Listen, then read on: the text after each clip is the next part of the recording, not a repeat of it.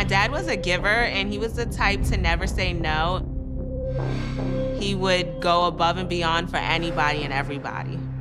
I don't think she quite understood what she was taking away. The cartilage in his neck was crushed.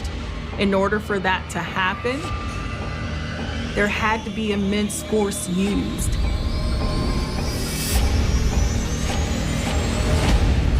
So what seemed to be an attraction at first turned into an obsession.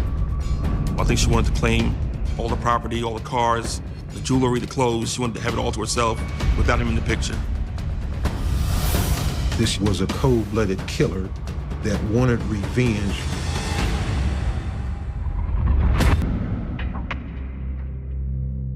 On November 21st, 2007, police in Nassau County, New York, receive a frantic 911 call from a woman named Kelly Forbes. Nassau Police Emergency Operator 421. Hello. Yes. Okay, you're gonna have to stop crying, sweetheart, so I can understand you. What's the problem? Kelly says her husband, 50-year-old Michael Forbes, is unconscious on their bedroom floor. Is he breathing? I don't think so. Okay. Okay, stop crying, okay? I'm so good. Okay, all right, we're gonna get somebody over there. Okay? When paramedics arrive, they find Kelly and her young daughter waiting at the top of the stairs. Kelly is hysterical. She's crying. She can't believe what just happened. She's with her daughter and can barely form a sentence. The only thing she can do is point in the direction of the bedroom.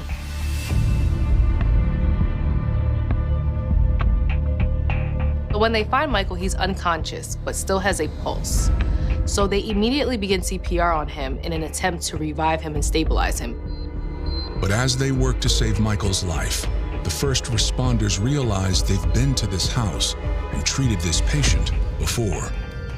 Just about a month prior, Michael Forbes had suffered a heart attack.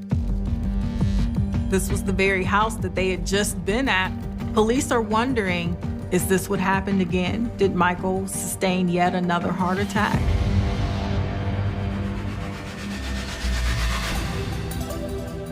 Michael Aaron Forbes was born in 1957 in Brooklyn, New York.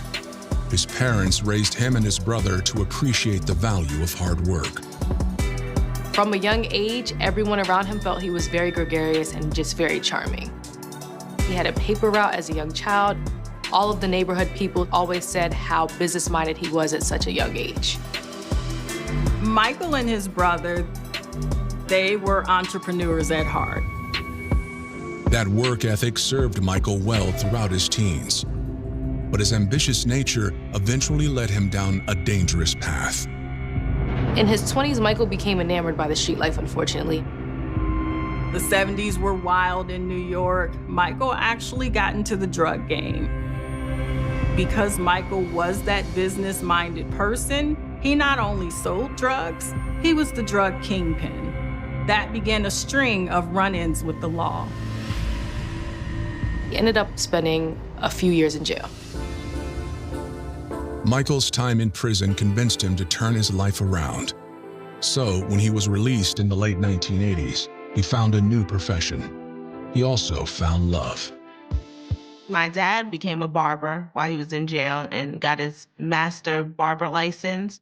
So my dad was working at a barbershop and started cutting my brother's hair. And that's where my parents, I guess their love story began.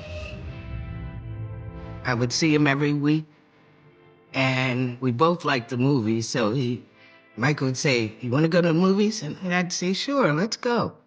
And, you know, we always had fun. He was a fun guy.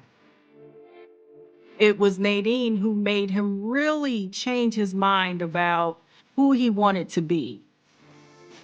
He wanted to be a good man, but now he wanted to be a husband too.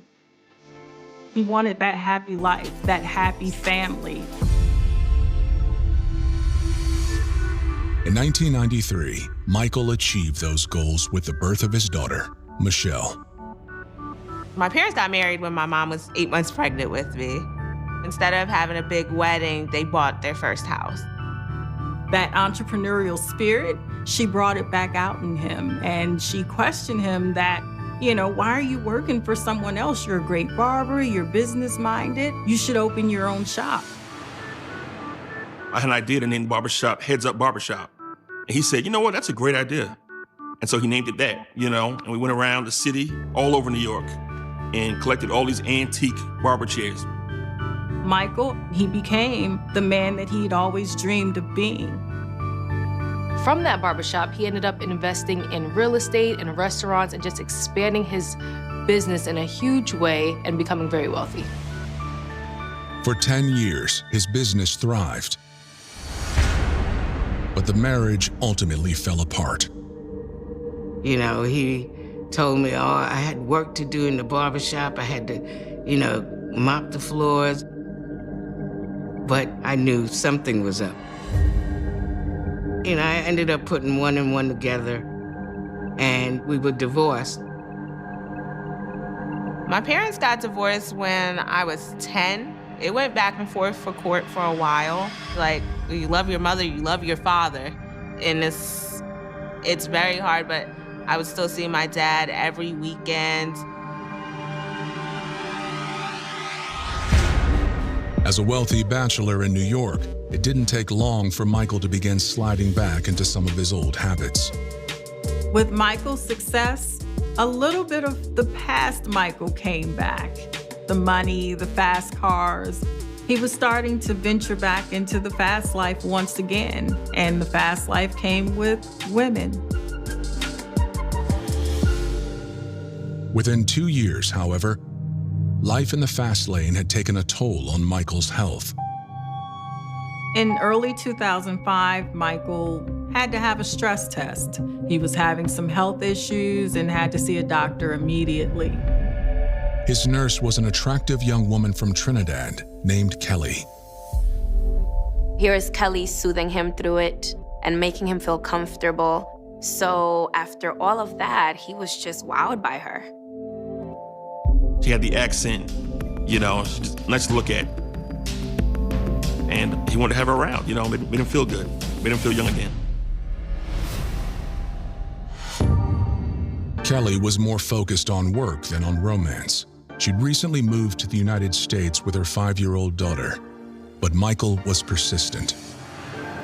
He would send flowers to her job, a lot of flowers, just bouquets, in an attempt to woo her, and it worked. In September 2006, Kelly and Michael end up going on a date. And Michael, being Michael, pulls out all of the stops to pursue and woo Kelly. Within 3 weeks, Michael had proposed marriage to Kelly. But Kelly was smart. She told Michael things were going way too fast. She wanted to slow it down, so she actually said no to the proposal. But Michael, being Michael, he turned it up a notch yet again. In September 2007, Kelly finally said yes. Because Michael had basically eloped for his first wedding with Nadine, he spared no expense when he married Kelly. This was the woman that he planned to spend the rest of his life with. He wanted her happy. Michael and Kelly wed in a lavish Trinidadian wedding with food and drums amongst all of their close family and friends. Michael's wedding gift to Kelly was a $1 million waterfront mansion in an affluent neighborhood in Nassau County, New York. It seemed like a fairy tale for both of them. But it would end in tragedy.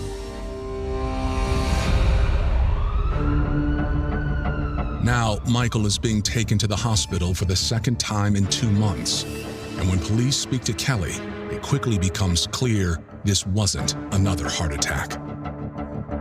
They want to know what happened. What happened to Michael? Why is he unconscious? Can she fill in the blanks? And it was at that moment that Kelly dropped a bombshell. Kelly's revelation was that it was her fault.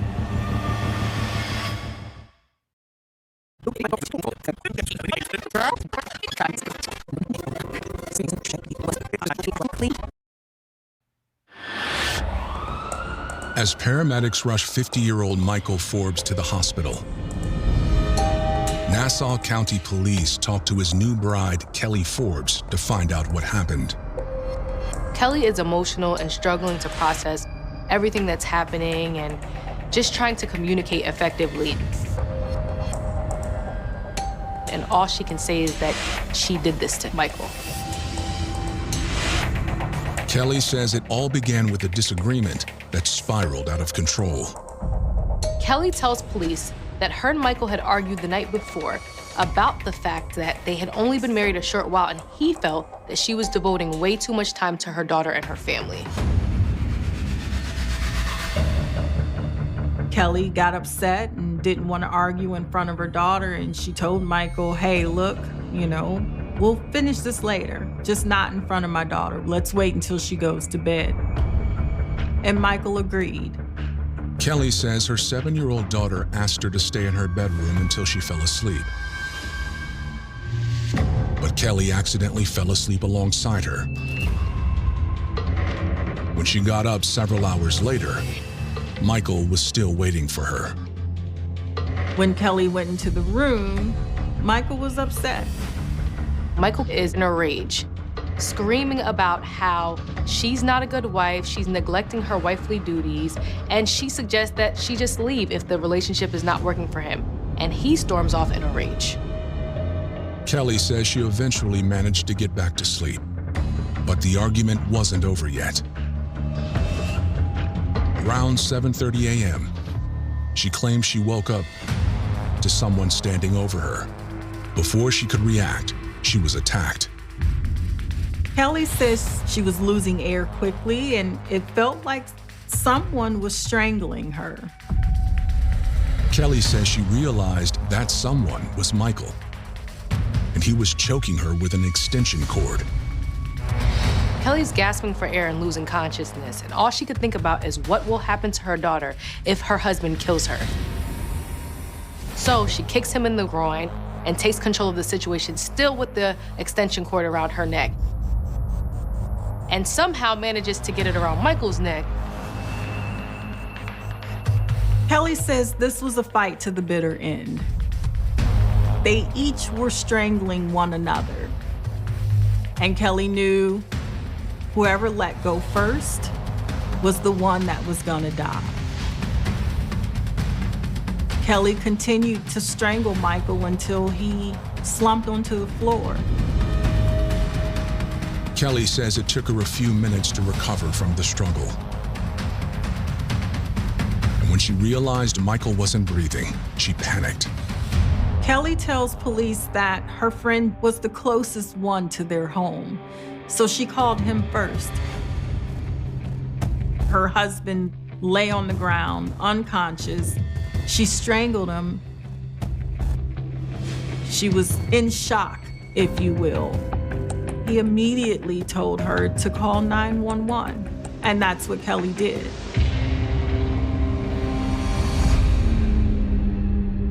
Kelly seems traumatized by the experience, but according to her, it's not the first time something like this has happened.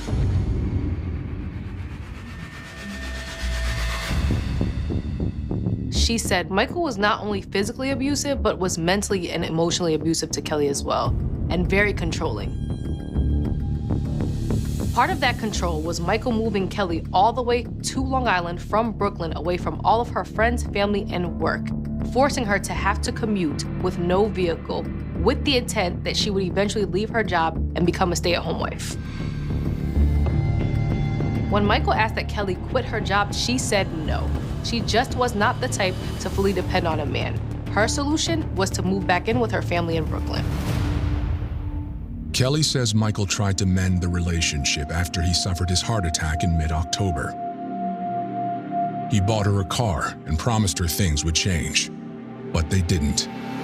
Kelly says when she moves back in, the abuse not only continues, but it gets worse as Michael becomes more violent, hitting her, slapping her around, dragging her around. Kelly tells police that after each violent episode, he showered her with gifts and told her how much he loved her and that it would never happen again. And Kelly believed him, so she stayed.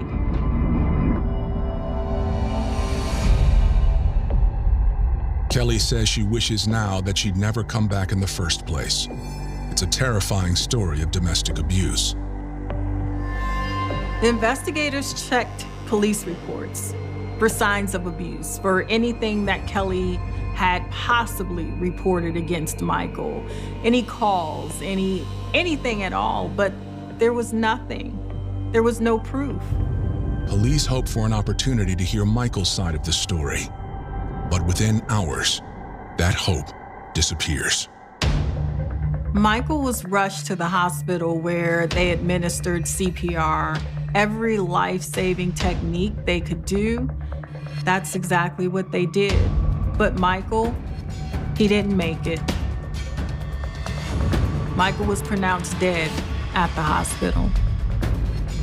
There is no doubt that Kelly strangled Michael to death. The question left is, was it an act of self-defense or was it murder?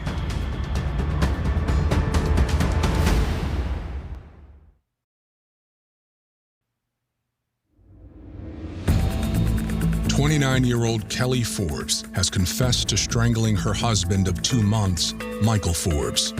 According to her, she did it to stop him from killing her. But detectives aren't convinced. Listening to Kelly, police had a lot of red flags pop up. Alarm bells went off because this wasn't a typical domestic violence case. She didn't exhibit any signs of the typical abuse that they saw on a day-to-day basis. There were a couple of wounds on her hands, but nothing significant to the point where they believed that Michael Forbes had tried to kill her. Kelly's only injuries was a thumbprint bruise on her wrist, a scratch on her arm, and a scratch on the back of her neck. A woman of Kelly's size fighting a man as large as Michael, you would think that she would have more injuries on her than what she had. If Kelly truly was strangled, where was the proof? Where were the ligature marks around her neck that surely an electrical cord would leave? The crime scene itself doesn't show signs of much of a struggle either. You would think a fight like this in the home, you would see more tables broken, more lamps broken, maybe sofas turned over, but there was none. They surveyed the house. It wasn't messy. There was nothing knocked over. It didn't look like a house of a domestic violence dispute had just happened. Investigators are also suspicious of the fact that Kelly's 7-year-old daughter slept through it all. Kelly says that she didn't scream during the dispute because she didn't want to wake up her daughter. She didn't want her daughter to be frightened and see her and Michael fighting. As a mom, I understand that. But her daughter, she didn't hear anything. For police, that seemed a bit odd. Kelly says that she had to fight for her life, so it's very difficult to believe that there was no noise during the altercation. There's also a gap in Kelly's timeline. Kelly claims that she strangled Michael at 7:30 a.m., but she didn't call the police until 8:48 a.m. She might still be in shock from the morning's events and misremembering the timeline. But Michael's autopsy raises even more questions. The coroner reports that Michael did die of strangulation, that the cartilage in his neck was crushed. In order for that to happen, there had to be immense force used. And it had to have lasted a minimum of 10 seconds. Police wondered, with Kelly being such a petite woman, could she exert that amount of force? How is it that someone who is 5'5", 130 pounds, can overpower a man who's 6'1", 250 pounds. One of the possibilities is that due to the heart attack that Michael had suffered a month before, the medication he was taking was making him weak and very lethargic, which would make this the perfect time to strike. A toxicology report also finds traces of a prescription sleep aid in Michael's bloodstream, making it even harder to believe he could have engaged in a violent struggle. To detectives, it's becoming increasingly clear that none of this happened the way Kelly claims. So they decide to arrest her. Police take her into custody, charging her with second-degree murder. You have to picture the bottom of the Nassau County Jail. The jail is in the basement, and it's dark. It's almost like a bad movie where you see everyone behind the bars just pacing back and forth, waiting for their case to be called. Kelly, she was crying, she was upset. But Kelly continues to insist she's innocent. Knowing prosecutors will need more evidence to prove otherwise, Kelly's attorney immediately files for an arraignment hearing, leaving little time for the state to make its case. In New York, you have some constitutional and statutory protections when you're being accused of a crime. At the time, and this was 12 years ago now, the prosecutor had to bring your case to a grand jury within 6 days. The clock is ticking. Police have 6 days to gather enough evidence to indict Kelly or she goes free.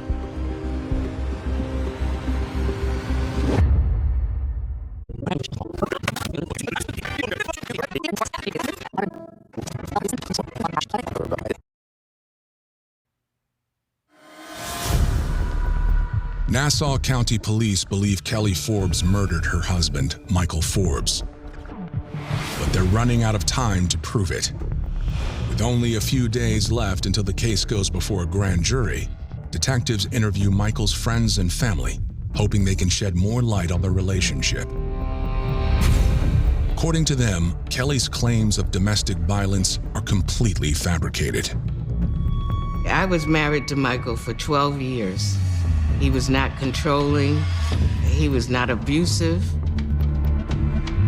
It was actually Michael's family who tell police that Kelly is the one who changed after they got married.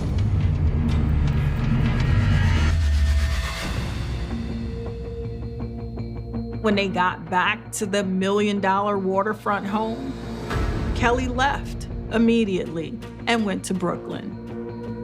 Michael's parents would tell me that, Kelly wouldn't come home for hours and that, they wondered where she was all day.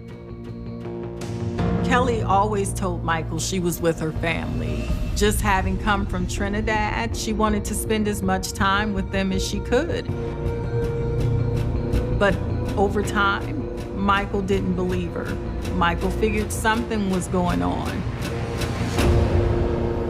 Michael's friends say he became convinced Kelly was cheating on him with other men. These speculations of infidelity ensued many arguments between Michael and Kelly, which ultimately led her to pack her bags and go back to Brooklyn and move in with her family. Michael was heartbroken. And that actual feeling of being heartbroken is what his family thinks caused his heart attack.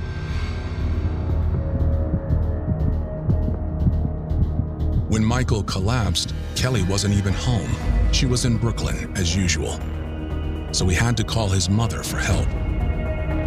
Michael's mother called me and she was crying. She said, "Michael had a heart attack, Nadine. Do you think you can make it to New York?" He was admitted to the hospital and he was surrounded by his family. But it took Kelly a very long time to come and see her husband. My dad's like, well, Michelle, this is Kelly. Kelly, this is Michelle. He introduced us, but she was on the phone the whole time. She left a short while after, which made Michael's family very upset. I remember my grandparents asking my dad, well, where's she going? Is she coming back? Like, just to make sure somebody was always gonna be by his side, at least spend the night. We were up there for hours, and yeah, she left and never came back that day. Michael's loved ones say after he was released from the hospital, he tried to win Kelly back. He bought her a brand new Mercedes so she could easily split her time between her family in Brooklyn and their home in Long Island. Michael needed help. He had just had a heart attack. He needed his wife to take care of him. And he wanted his wife home where they lived, at the very house that he bought for her for the wedding. But Kelly was still not there. Her conduct led Michael to believe she had an ulterior motive for agreeing to give their marriage another shot. Before his death, Michael was sure that Kelly was just using him for his money. After having grown up from poor beginnings, Kelly saw Michael as her meal ticket. This was a man that was 20 years her senior, wealthy, and he had a lot of health issues.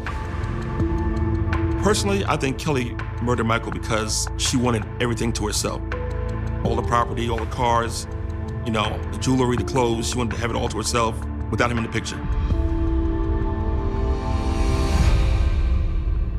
Seeking evidence of Kelly's infidelity, detectives tracked down the man she called immediately after strangling Michael, her friend, Jeremy.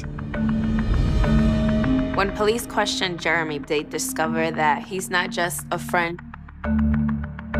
They've actually been sleeping together. He came right out and told them, Kelly and I are actually together. We've been intimate for a long time. Jeremy tells investigators that he actually met Kelly online. And Jeremy actually even admitted that he knew about Michael, but it didn't deter their relationship. Kelly having her side affair going on showed that she didn't love Michael at all, and it was all about the money. She had chances to leave anytime. She could leave anytime. When detectives asked Jeremy about Kelly's claims of domestic violence, he says he doesn't know anything about it. Jeremy tells police that he's never seen any signs of abuse from Michael. Jeremy constantly saw Kelly naked. He never saw any marks, bruises, cuts. Jeremy turns over his phone as evidence, and the first message from Kelly provides a telling clue. Jeremy shows police text messages between Kelly and him. And the text message says, "I did it." Jeremy says when Kelly told him what happened, he immediately told her to call an ambulance. And Jeremy was the one that asked, hey, is he breathing? Does he have a pulse? Call 911. It was a common sense thing, and Jeremy couldn't understand and even said as much. Why are you calling me? Hang up, call 911. But the timestamp on Kelly's messages confirms an earlier suspicion. Kelly claims that Michael attacked her at 7:30 a.m. But Kelly didn't call 911 until 8:48 a.m. Well over 30 minutes after she hung up with Jeremy. The bottom line is, why did it take Kelly over an hour to call police after she killed her husband?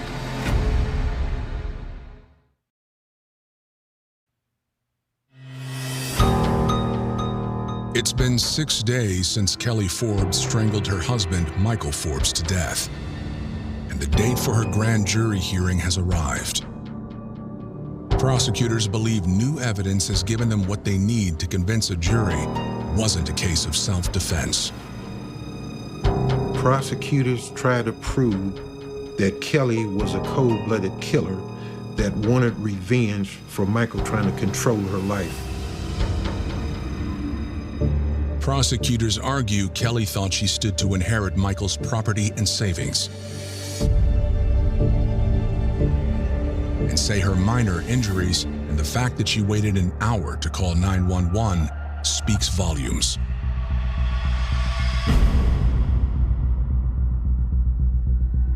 Investigators have a theory that the reason why Kelly took so long to call 911 was that she wanted to make sure Michael Forbes was actually dead. I think she was working on her alibi. I think she was trying to plan it out, her excuses. I think that she didn't like being married anymore, and that was her way out. And get paid at the same time. The house, the cars, the money. But will it be enough for the jury to indict her?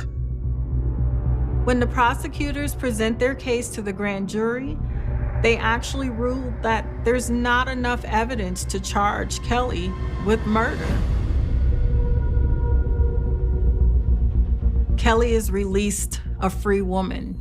She goes home, she resumes her normal life. However, prosecutors aren't ready to admit defeat. Rather than allow the grand jury to vote to dismiss, the prosecutor told the grand jury, hold on a second. And they left and they came back and presented additional evidence in a lesser charge, and that's how she was indicted. Prosecutors have Kelly rearrested and charged with manslaughter. Manslaughter means that Kelly intended to cause serious physical injury, and in the commission of causing serious physical injury, she caused the death of Michael Forbes. 7 months later, on June 2nd, 2008, the trial begins.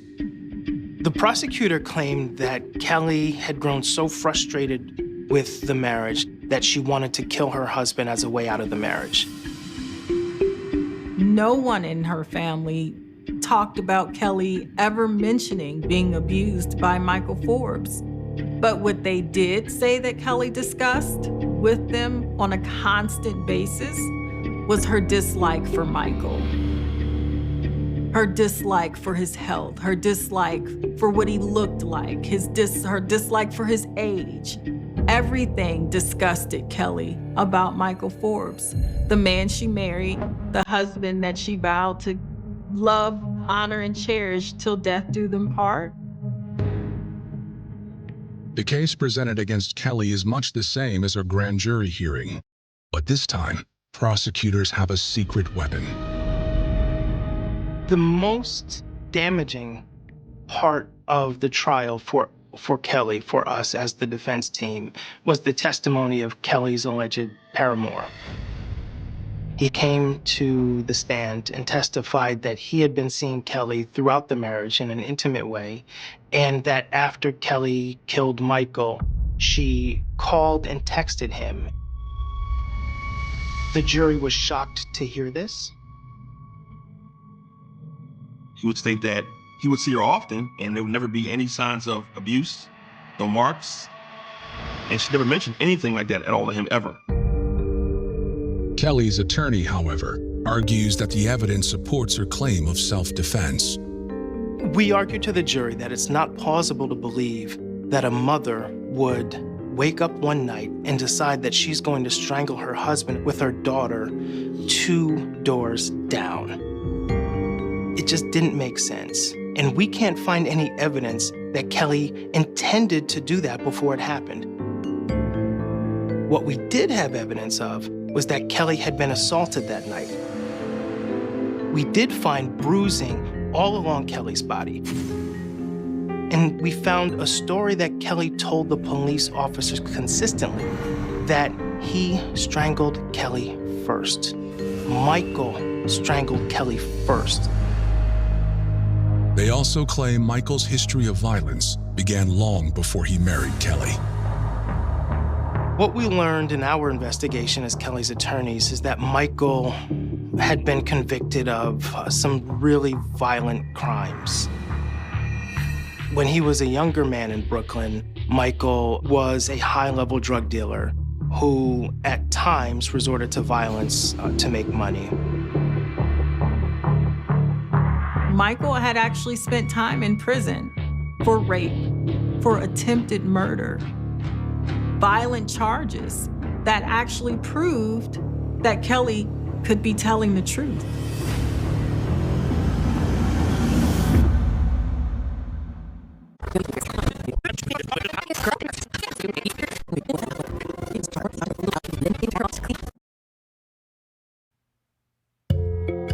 The trial of 29-year-old Kelly Forbes has been going on for several days. And the jury has heard compelling evidence that she killed her wealthy husband, Michael Forbes, to escape the marriage and keep his money. But now the defense has turned the tables by putting the victim on trial.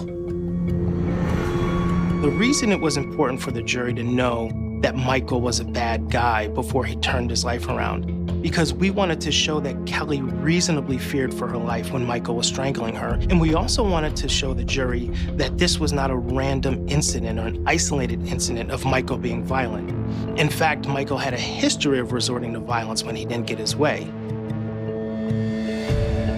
When we told the jury about Michael's record, everyone was shocked. The judge, the prosecutor, everyone was shocked. It's very likely that Michael did change from his past prior history with the amount of time that he's been in prison. At the same time, it's easy for some to never really let go of the fact of his past. This is who you are. Kelly's attorneys believe it was her alleged affair with Jeremy that caused Michael to snap.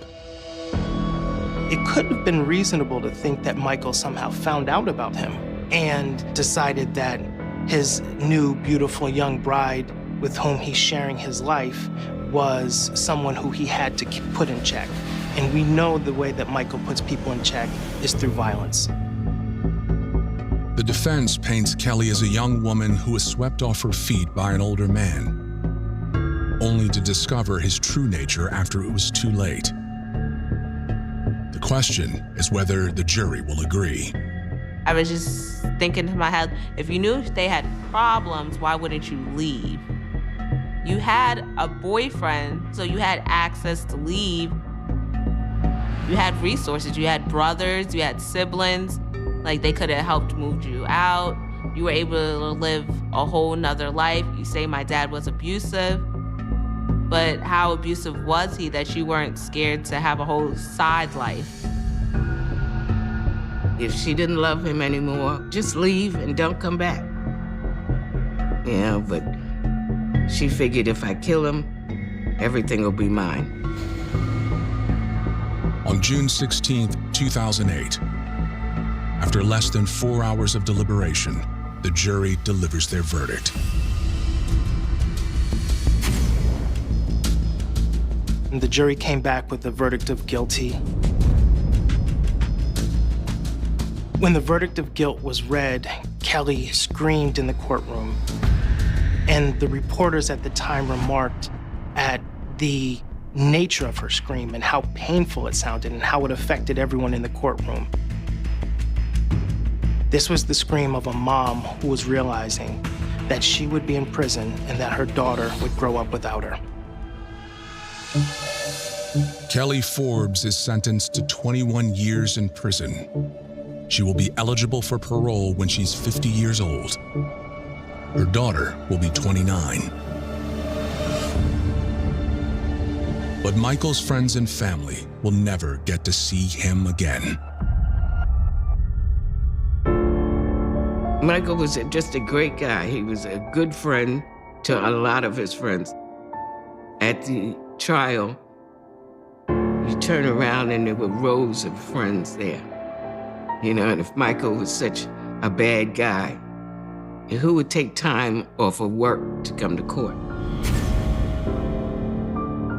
He was stern at times, but overall, the lessons that he taught me were great. He gave me my freedom, He gave me a great home to live in.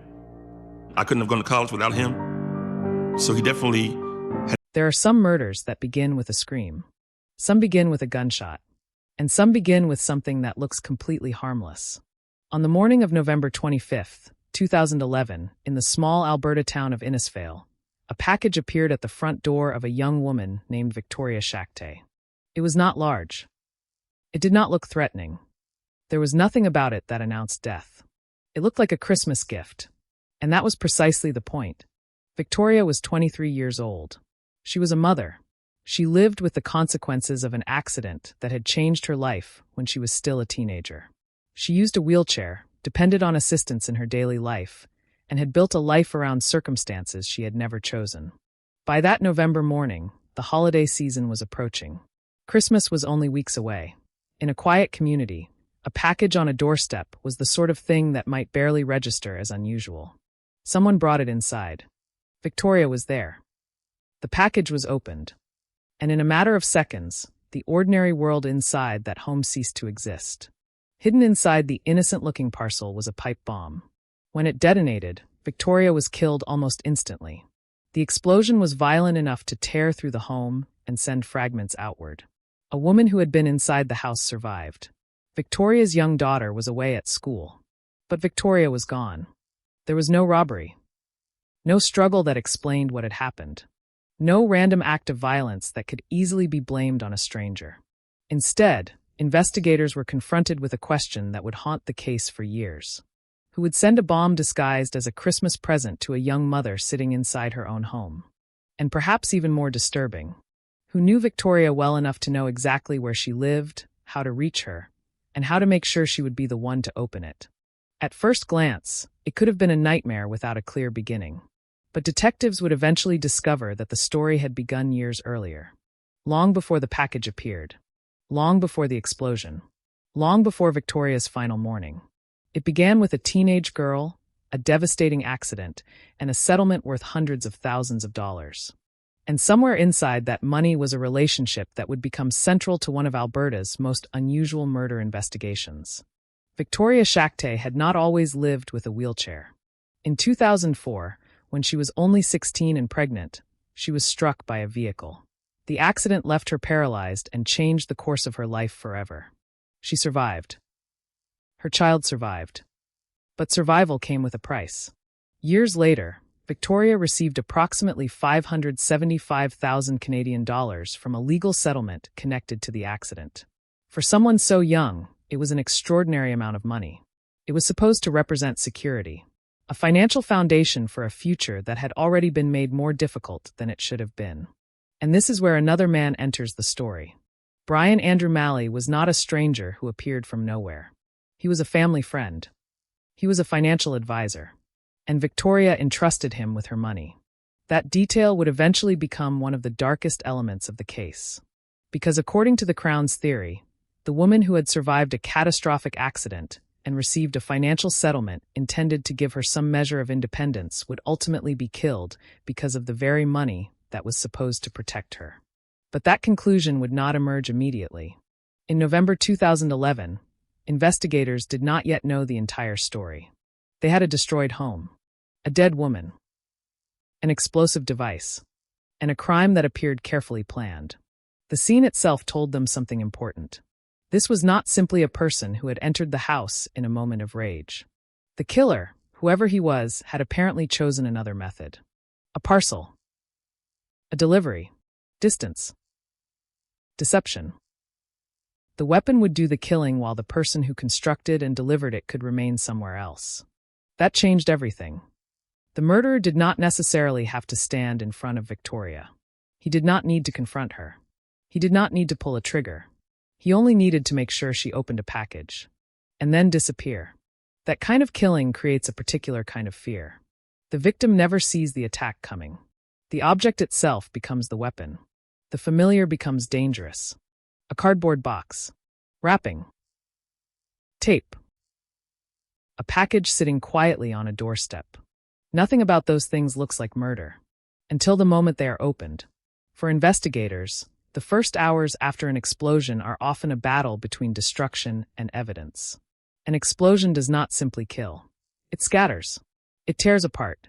It breaks objects into fragments. It can erase the very details detectives would normally depend upon. But an explosion can also leave a strange kind of signature. Fragments remain. Components remain. Materials remain. And sometimes the smallest surviving pieces can tell investigators more than the largest ones. The Royal Canadian Mounted Police would eventually assemble a multidisciplinary investigation involving forensic specialists, explosive disposal personnel, DNA specialists, and major crime investigators.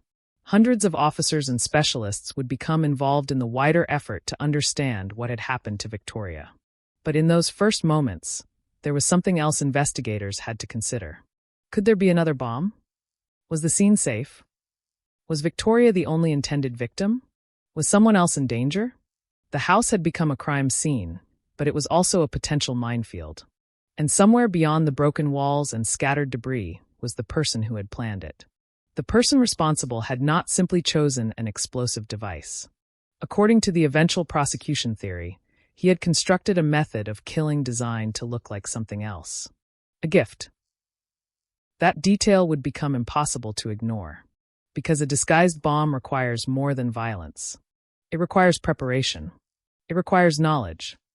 It requires the killer to think about the victim's behavior. What would make her accept the package? What would make her open it? How could the killer get close enough to deliver it without being seen? And why Victoria?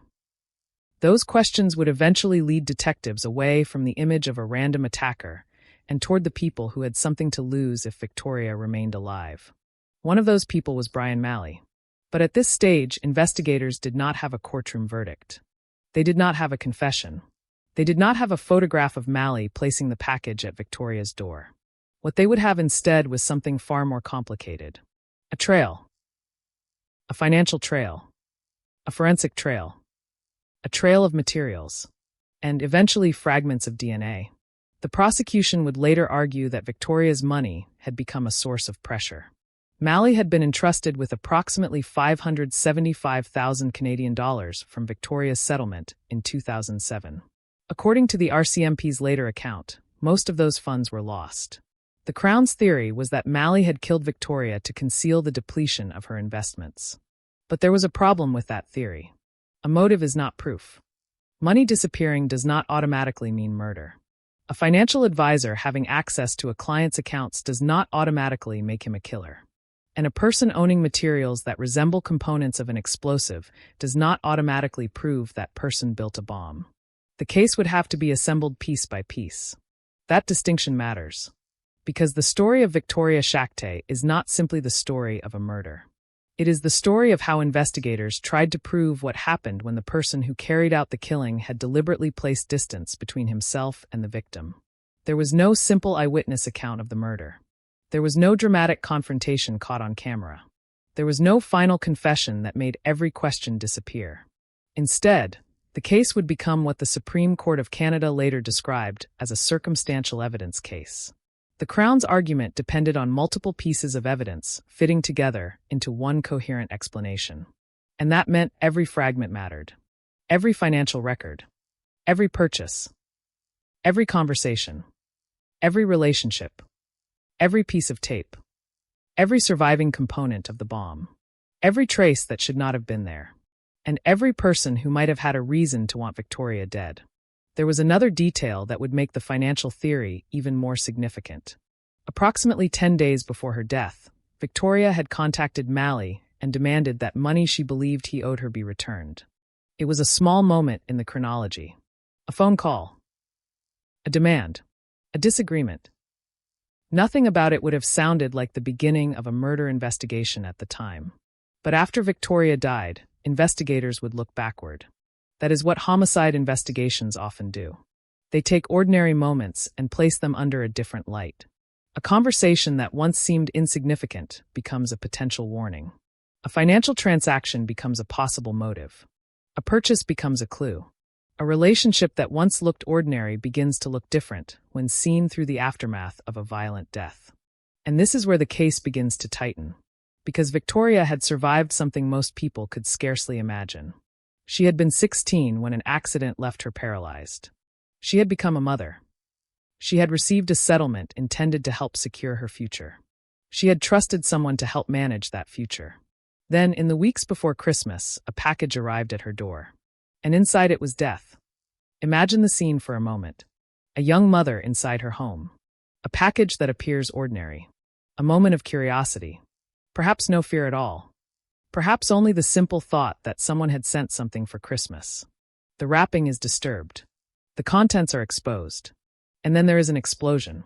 The transformation is almost impossible to comprehend. A home becomes a crime scene. A gift becomes a weapon. A financial relationship becomes a potential motive. And a young woman's life becomes the center of a criminal investigation that will stretch across years. For the investigators standing inside that shattered home, there was no luxury of hindsight. They did not know who had done it. They did not know why. They did not know whether the killer would strike again. They only knew that Victoria Shakte was dead. And whoever killed her had gone to extraordinary lengths to make her death look like an unexpected package arriving at the front door. That choice tells us something about the killer. Not necessarily who he was. Not yet. But something about how he thought. The killer did not simply want Victoria dead. The method required him to imagine her final moments. He had to anticipate her behavior. He had to rely on her trust in something as ordinary as a package. He had to create a weapon that could wait patiently until she interacted with it. There is something chilling about that kind of planning. A gun requires a person to be present. A knife requires proximity. But a concealed explosive can sit silently. It can wait. It can look harmless. It can remain perfectly still until the victim completes the final step herself. And once Victoria opened that package, the killer's plan no longer required him to be there. The violence would happen without him. That distance would become one of the defining characteristics of the investigation. The murderer was physically absent at the moment of death. But the evidence suggested that someone had been thinking about Victoria long before that morning. Someone had considered how to reach her. Someone had considered what she would trust. Someone had considered what would happen when she opened the package. And someone had apparently believed that whatever secrets lay behind Victoria's death were worth killing her to protect. The investigation would eventually point toward Brian Malley. But before that accusation could become a conviction, investigators would have to build a case strong enough to survive one of the most difficult questions in criminal law. Not simply, could Brian Malley have done this? But something much harder. Is the evidence strong enough to prove that he did? That distinction would define everything that followed. Because in a courtroom, suspicion is not enough. A strange coincidence is not enough. A financial dispute is not enough. Even a disturbing collection of circumstances is not enough unless those circumstances point beyond reasonable doubt toward the same conclusion. The Crown would argue that they did. The defense would argue that they did not. And years later, the Supreme Court of Canada would be asked to consider one of the central disputes that emerged from the trial. Whether the defense should have been permitted to explore alleged failures in the police investigation, particularly concerning alternative suspects. The Supreme Court ultimately dismissed Malley's application for leave to appeal in 2018. But none of that was visible on the morning Victoria died. There was only the house, the wreckage, the silence that follows an explosion, and a mother who would never come home from that morning. The case would eventually produce a conviction for first-degree murder. But before the courtroom, before the verdict, before the appeals, there was a much more fundamental mystery. Why would anyone want Victoria Shakte dead? And why would they choose Christmas to do it? Because somewhere between the money Victoria had been given after the accident and the package placed outside her home, something had gone terribly wrong. A relationship had fractured. Money had disappeared. Questions had been raised. And then Victoria made one final demand. Give me back what you owe me. 10 days later, she was dead. Whether that sequence represented coincidence or motive would become one of the most fiercely contested questions in the case. But there was another question that was even more unsettling. How long had the killer been preparing? The answer, investigators would eventually argue, was not measured in minutes. It was measured in months. And if that was true, then Victoria's murder had not been a sudden decision. It had been a plan. A plan that began quietly. A plan that required materials. A plan that required patience. A plan that required the killer to understand the life of his victim. And finally, a plan that ended with a box on a doorstep. Victoria Shakte opened it. And the person who wanted her dead was counting on exactly that. This is where the story begins. Not with the arrest. Not with the trial. Not with the verdict. But with a young woman sitting in her own home, unaware that the object in front of her was not a gift at all. It was a message. A message written in metal, wires, explosives, and deception. And by the time Victoria understood what had been placed in front of her, there would be no time left to answer it. Before Victoria Shakte's name appeared in court records, before detectives began tracing financial transactions and examining fragments of a shattered explosive device, there was a simple object sitting outside a front door in Innisfail, Alberta. A package. It was the kind of object most people would walk past without thinking twice. In late November, Christmas was already beginning to appear everywhere. The season had a way of changing the meaning of ordinary things. Boxes became gifts. Parcels became surprises. A knock at the door could mean a delivery, a card, an invitation, something sent by a friend or a relative. A package did not have to explain itself. You simply picked it up. You carried it inside. You opened it. And whoever placed the package outside Victoria's home understood that perfectly. The killer did not need Victoria to trust a stranger. The killer only needed her to trust the object. That distinction is important, because the most frightening part of this crime was not simply the explosive itself. It was the deception surrounding it. The weapon was designed to hide in plain sight. It was not left in an alley. It was not thrown through a window. It was not placed beside a road where anyone might discover it. It was brought to Victoria in the shape of something she might reasonably welcome. A Christmas gift. The date was November 25th, 2011. The holiday was approaching, but Christmas itself was still several weeks away. The timing was close enough to make a seasonal package believable without being so close that it would immediately attract attention. That was the terrible elegance of the plan. The object did not need to look suspicious. It only needed to look ordinary. Inside Victoria's home, another person was present that morning. Her caregiver was there. Victoria was not living the kind of life in which she could simply move through the world without assistance. The accident that had left her paralyzed as a teenager had changed the physical geography of her life. Doorways, furniture, vehicles, bathrooms, kitchens, everyday movements that most people never think about had become part of a constant calculation. Her wheelchair was not merely a piece of equipment. It was part of the way she navigated the world. And that morning, she was sitting in it when the package was opened. That detail makes the scene particularly difficult to forget. Victoria was not running toward danger. She was not chasing someone. She was not involved in a confrontation. She was simply there. At home. In a place where she had every reason to feel safe. The package was brought inside. It was opened. And then the world changed. The explosion killed Victoria almost immediately.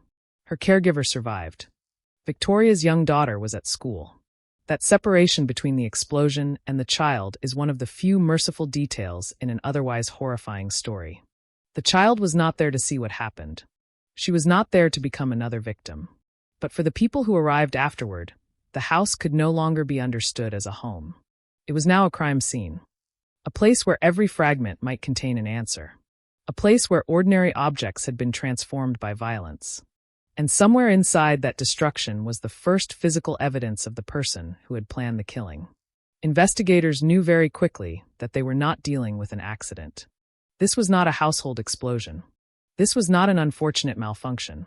The weapon had been deliberately constructed. Someone had made it. Someone had acquired the materials. Someone had assembled them. Someone had placed the device inside a package. Someone had brought that package to Victoria's home. And someone had walked away. That sequence created an invisible trail. The person responsible might have vanished from the scene, but the decisions that person had made remained behind. The type of explosive. The construction. The packaging. The delivery. The target. The timing. Every decision narrowed the possibilities. But the investigators did not yet know where the trail would lead. At first, the most important fact was simply that a young woman had been murdered.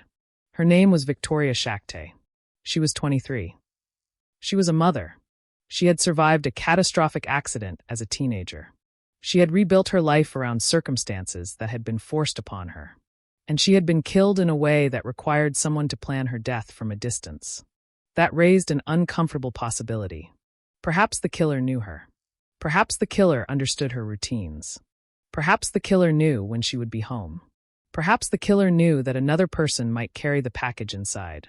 Perhaps the killer knew Victoria well enough to predict that she would open it herself. A stranger could have chosen Victoria randomly. But the more investigators looked at the method, the harder that possibility became to ignore. The package had not simply been left somewhere in public. It had been delivered directly to her.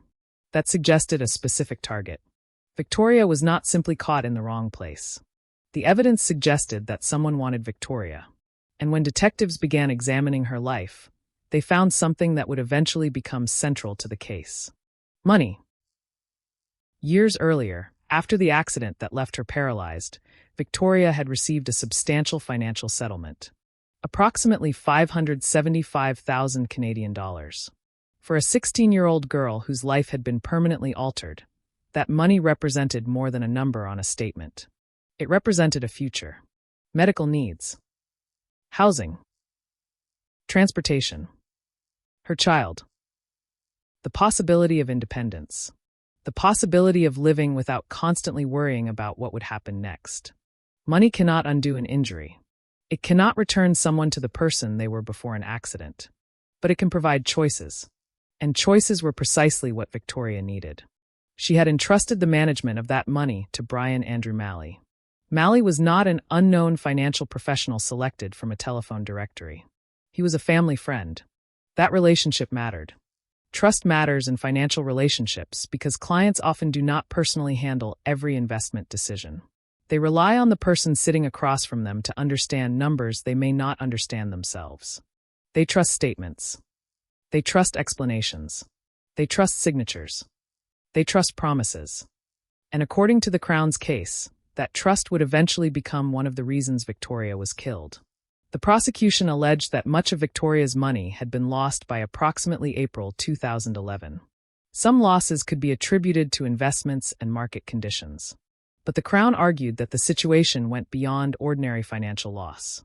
The prosecution's theory was that Malley had placed Victoria's money into risky investments, and that the depletion of the funds created a dangerous problem. Victoria could ask questions. She could demand explanations. She could demand her money back. And eventually, according to the prosecution, she did. Approximately 10 days before her death, Victoria contacted Malley and demanded that he return money she believed he owed her. Think about the timing. 10 days. 10 days between a financial confrontation and a murder. In another case, such a coincidence might mean nothing. People argue about money every day. People lose money every day. People demand repayment every day. Most of those arguments do not end in murder. But homicide investigators do not have the luxury of ignoring a coincidence when the person involved dies violently only days later. They look backward. They ask what happened before the death. They reconstruct conversations. They examine financial records. They look for changes in behavior. They ask who was angry, who was afraid, who was under pressure, who stood to lose something, and who might have believed that a problem could disappear if the person asking questions disappeared with it. That was the picture the Crown would eventually present. But investigators still needed to connect the financial story to the bomb. A financial motive alone could not explain the construction of an explosive. So the investigation moved outward. Who had access to explosive materials? Who knew how to construct such a device? Who had purchased components? Who had the tools? Who had knowledge of Victoria's circumstances? Who could approach her home without immediately becoming suspicious? And perhaps most importantly, who could connect all those separate pieces? The investigation would become enormous. The RCMP eventually assembled a major investigative effort involving more than 70 investigators and thousands of hours of work. The task was not simply to identify a suspect. It was to determine whether the evidence could survive scrutiny in court. rcmp.ca, https://rcmp.ca/and/rcmp-teamwork-led-catching-innisfail-bomber?UTM_source =chatgpt.com. An explosive device is an unusual crime scene. A conventional murder might leave behind a weapon. A firearm can carry fingerprints. A knife can carry blood. A blunt object can sometimes be traced to a particular room. But an explosion destroys as it kills. The weapon itself can be fragmented. Its components can be scattered. Its surfaces can be damaged. And the person who built it may never have touched the victim. That means investigators have to think like engineers, forensic scientists, detectives, and sometimes even historians. They have to reconstruct something that no longer exists in its original form. Piece by piece. Fragment by fragment. The bomb that killed Victoria would eventually tell investigators something about how it had been made. Among the materials investigators examined were steel pipe components, end caps, gunpowder, batteries, a light switch, and small light bulbs, among other items associated with the device. The significance was not that any one of these objects automatically pointed to a particular person. The significance was that investigators were looking for connections. Could the same materials be found in someone's possession? Could purchases be traced? Could a suspect be connected to the components? Could the suspect explain why those materials were there? And then came something even smaller. DNA. In the debris associated with the bomb, investigators found a piece of paper and tape containing DNA that was consistent with Malley, although the DNA evidence was not itself an absolute identification. In a case built on circumstances, that kind of evidence can become extremely important. Not because DNA magically answers every question, but because it can become another link in a chain. A financial link. A physical link. A relationship. A motive. A piece of material. A trace. And then another. The prosecution did not need to prove that one isolated piece of evidence was enough. It needed to convince the jury that the pieces belonged to the same picture. The defense would later challenge that picture. That was inevitable. Because for every suspicious circumstance, there could be another explanation. A financial loss could be bad investing. A financial disagreement could be nothing more than a dispute. Materials could have legitimate uses. DNA could be transferred. A person could know a victim without wanting her dead. And if there were other people who might have had motives, opportunities, or connections to Victoria, then those possibilities had to be considered. This became one of the most important tensions in the case. Was the evidence pointing toward one man? Or were investigators simply looking for a story that made the available evidence fit together? That question would eventually become a courtroom battle.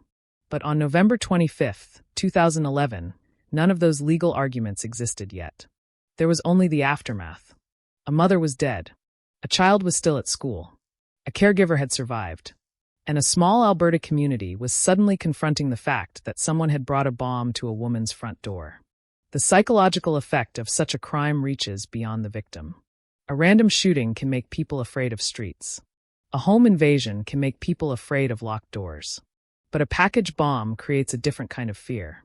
It contaminates ordinary life. It makes people look at deliveries differently.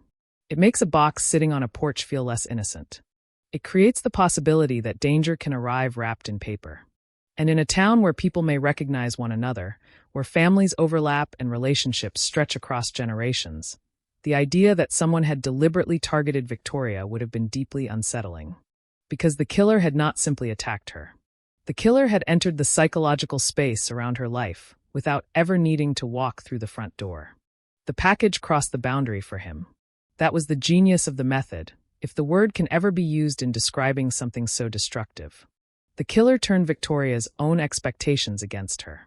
She expected a package to contain an object. Instead, it contained a weapon. She expected the front door to be a boundary. Instead, the killer used it as the final point of delivery. She expected home to be safe. Instead, the attack happened there. And she expected to have more time. More time with her daughter. More time to manage the consequences of the accident. More time to ask questions about her money. More time to demand answers. She did not get any of it. The explosion ended those possibilities in an instant. But it did not end the questions. It created them. Who sent the package? Who built the bomb? Who knew where Victoria lived? Who knew enough about her routines to believe the package would reach her? Who had a reason to silence her? And why did the person responsible believe that killing Victoria was worth the enormous risk of constructing and delivering a bomb? The answers would not come all at once. There would be no single detective who walked into the room and immediately understood everything. The case would unfold through accumulation. One clue, then another, then another. And eventually, the investigators would begin looking closely at the man who had once occupied a position of trust in Victoria's life. Brian Malley. The financial advisor. The family friend. The man connected to the money. The man who, according to the prosecution, had a reason to fear what Victoria might discover. But before the accusation, there had to be evidence. Before the evidence, there had to be investigation. And before the investigation could move forward, there was a young woman's death that needed to be understood. Victoria Shakte could not tell detectives what she had seen. She could not describe the person who left the package. She could not explain what had happened to her money. She could not point investigators toward the person she believed was responsible. Her voice had been permanently removed from the investigation. So the investigators had to let the evidence speak for her. The broken pieces of the bomb, the financial records, the surviving traces, the testimony of people who knew her, the history of her relationship with Mally, and the final days of her life. 10 days before her death, she had demanded money she believed she was owed. Then came the package. Then the explosion. Then silence. And somewhere inside that 10-day window was the beginning of the investigation that would eventually put Brian Mally on trial for first-degree murder. But at this stage, there was still a possibility that the answer could lie somewhere else. Perhaps the killer was a stranger. Perhaps someone else had a financial motive. Perhaps someone had a personal grievance. Perhaps Victoria had been targeted for a reason no one yet understood. The investigators had to follow every possibility they could. Because if they got it wrong, another person could remain free. And if they got it right, they would need to prove not merely that Brian Mally had known Victoria, not merely that money had disappeared, and not merely that his DNA had appeared somewhere in the debris. They would have to prove that he was the person who had transformed a Christmas package into a murder weapon. That was the mountain in front of them. And at its base was a single terrible fact.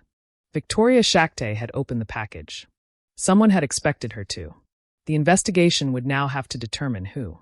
In the hours after the explosion, the most important evidence was not necessarily the evidence investigators could see. It was the evidence they could not yet see. The person who had killed Victoria Shakte was gone. The package was destroyed. The device had done what it had been designed to do.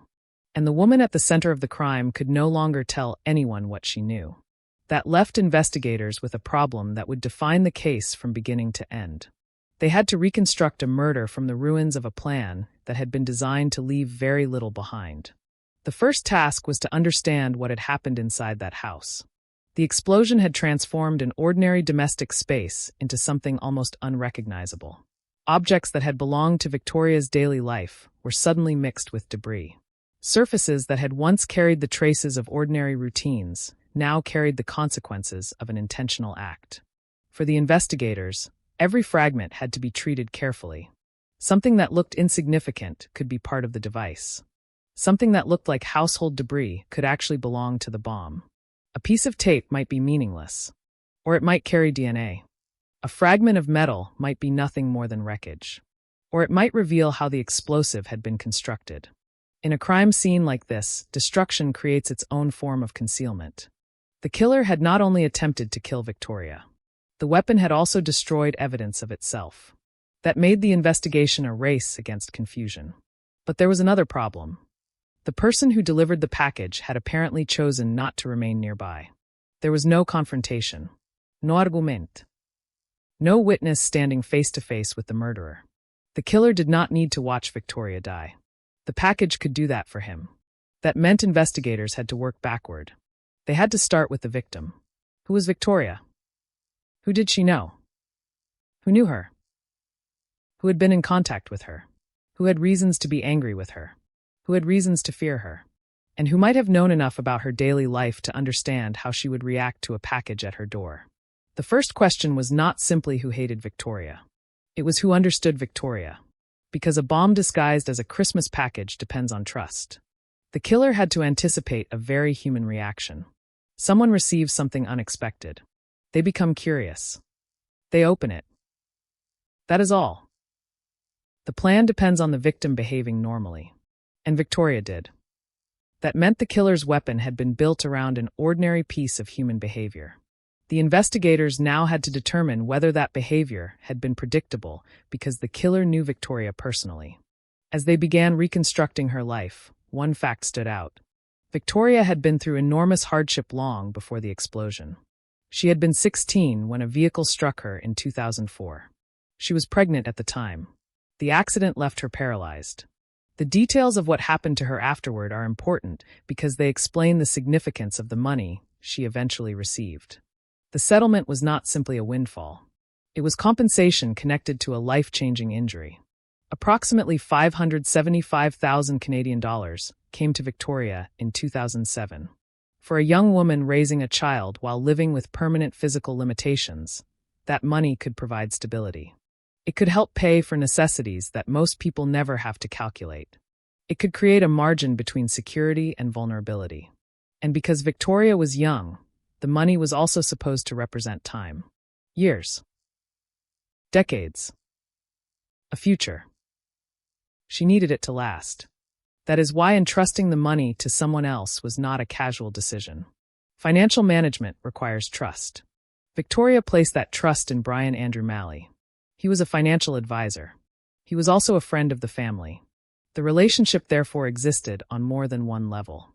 He was not simply a professional handling a client's account. He was someone connected to the people around Victoria.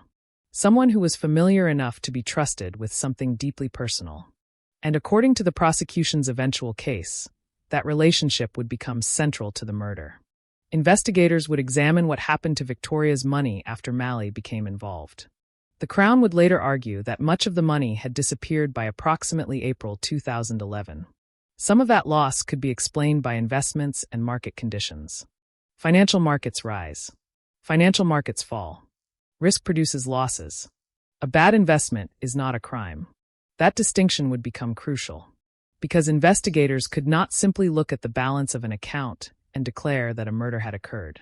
They had to understand what the money meant, what had been invested, what had been lost, what Malley knew, what Victoria knew, what Victoria believed she was owed, and what happened after she began asking questions. Then came the call. Approximately 10 days before Victoria's death, she contacted Malley and demanded the return of money she believed he owed her. That conversation would later become one of the most significant pieces in the prosecution's timeline. Imagine the investigators looking at the chronology after Victoria's death. April. The money situation. November. The phone call. 10 days. The package. The explosion. The death. A sequence began to emerge. But chronology is not causation. That was the problem. A person can argue with someone and then die days later without the argument having anything to do with the death. A financial dispute can exist without becoming a motive for murder. The investigators knew that. They needed more. They needed something that could connect the financial relationship to the physical evidence at the crime scene. That search led them toward the bomb itself. The device was not an abstract weapon. It was a collection of physical objects. Objects that had to be purchased, stored, handled, assembled, and eventually placed inside the package. Investigators examined the components. Steel pipe, end caps, gunpowder, electrical components, batteries, a light switch, small bulbs. Each item was ordinary enough on its own. That was part of the difficulty. There is nothing inherently criminal about owning a length of pipe. There is nothing suspicious about having batteries. There is nothing unusual about a light switch. There is nothing illegal about possessing household electrical components. The question was whether those objects became meaningful when placed together, and whether someone connected to Victoria had access to them. This is where the investigation became a study in probability. One coincidence can be dismissed. Two may be interesting. Three begin to attract attention.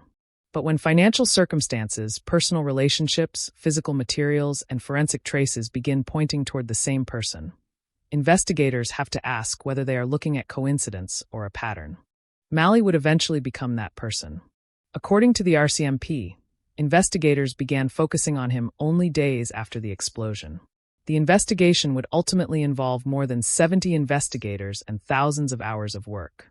rcmp.ca https://rcmp-ca//teamwork-lead-catching-innisfail-bomber question _source =chatgpt.com. But suspicion was not enough. The investigators needed to establish a bridge between Malley and the bomb. One possible bridge was the materials. Investigators found that Malley had possessed or purchased materials similar to components used in the explosive device. Again, that fact by itself did not prove murder. People buy ordinary materials for ordinary reasons. But investigators were not looking at one isolated purchase. They were building a collection of circumstances. The case would eventually turn on whether the jury believed those circumstances formed a coherent story. Then came the DNA. In the debris associated with the bomb, investigators found DNA consistent with Malley on a piece of paper and tape. It was not presented as an infallible fingerprint saying, "Brian Malley built this bomb." The evidence was more complicated than that. DNA can tell investigators that biological material is present. It does not always tell them precisely when it was deposited, why it was deposited, or exactly what the person was doing when it arrived there. That ambiguity mattered. The defense would have an opportunity to challenge the interpretation, but the prosecution could point to it as another link. Money. Relationship. Materials. DNA. Timing. Motive. Opportunity. And behind all of it was Victoria herself, the woman who could no longer explain any of those things. This is where true crime stories can become dangerous if the victim disappears beneath the evidence. Victoria was not a financial account. She was not a number on a settlement document. She was not simply the victim. She was a young woman who had survived an accident at 16. She was a mother. She had adapted to a life shaped by paralysis. She had received money that was supposed to help her build a future. She had trusted people. She had made demands when she believed something was wrong. She had a daughter who went to school that morning expecting to come home to her mother. And she never did. The explosion did more than take Victoria's life. It interrupted the life of everyone who depended on her. Her daughter's childhood changed. Her family lost someone they knew.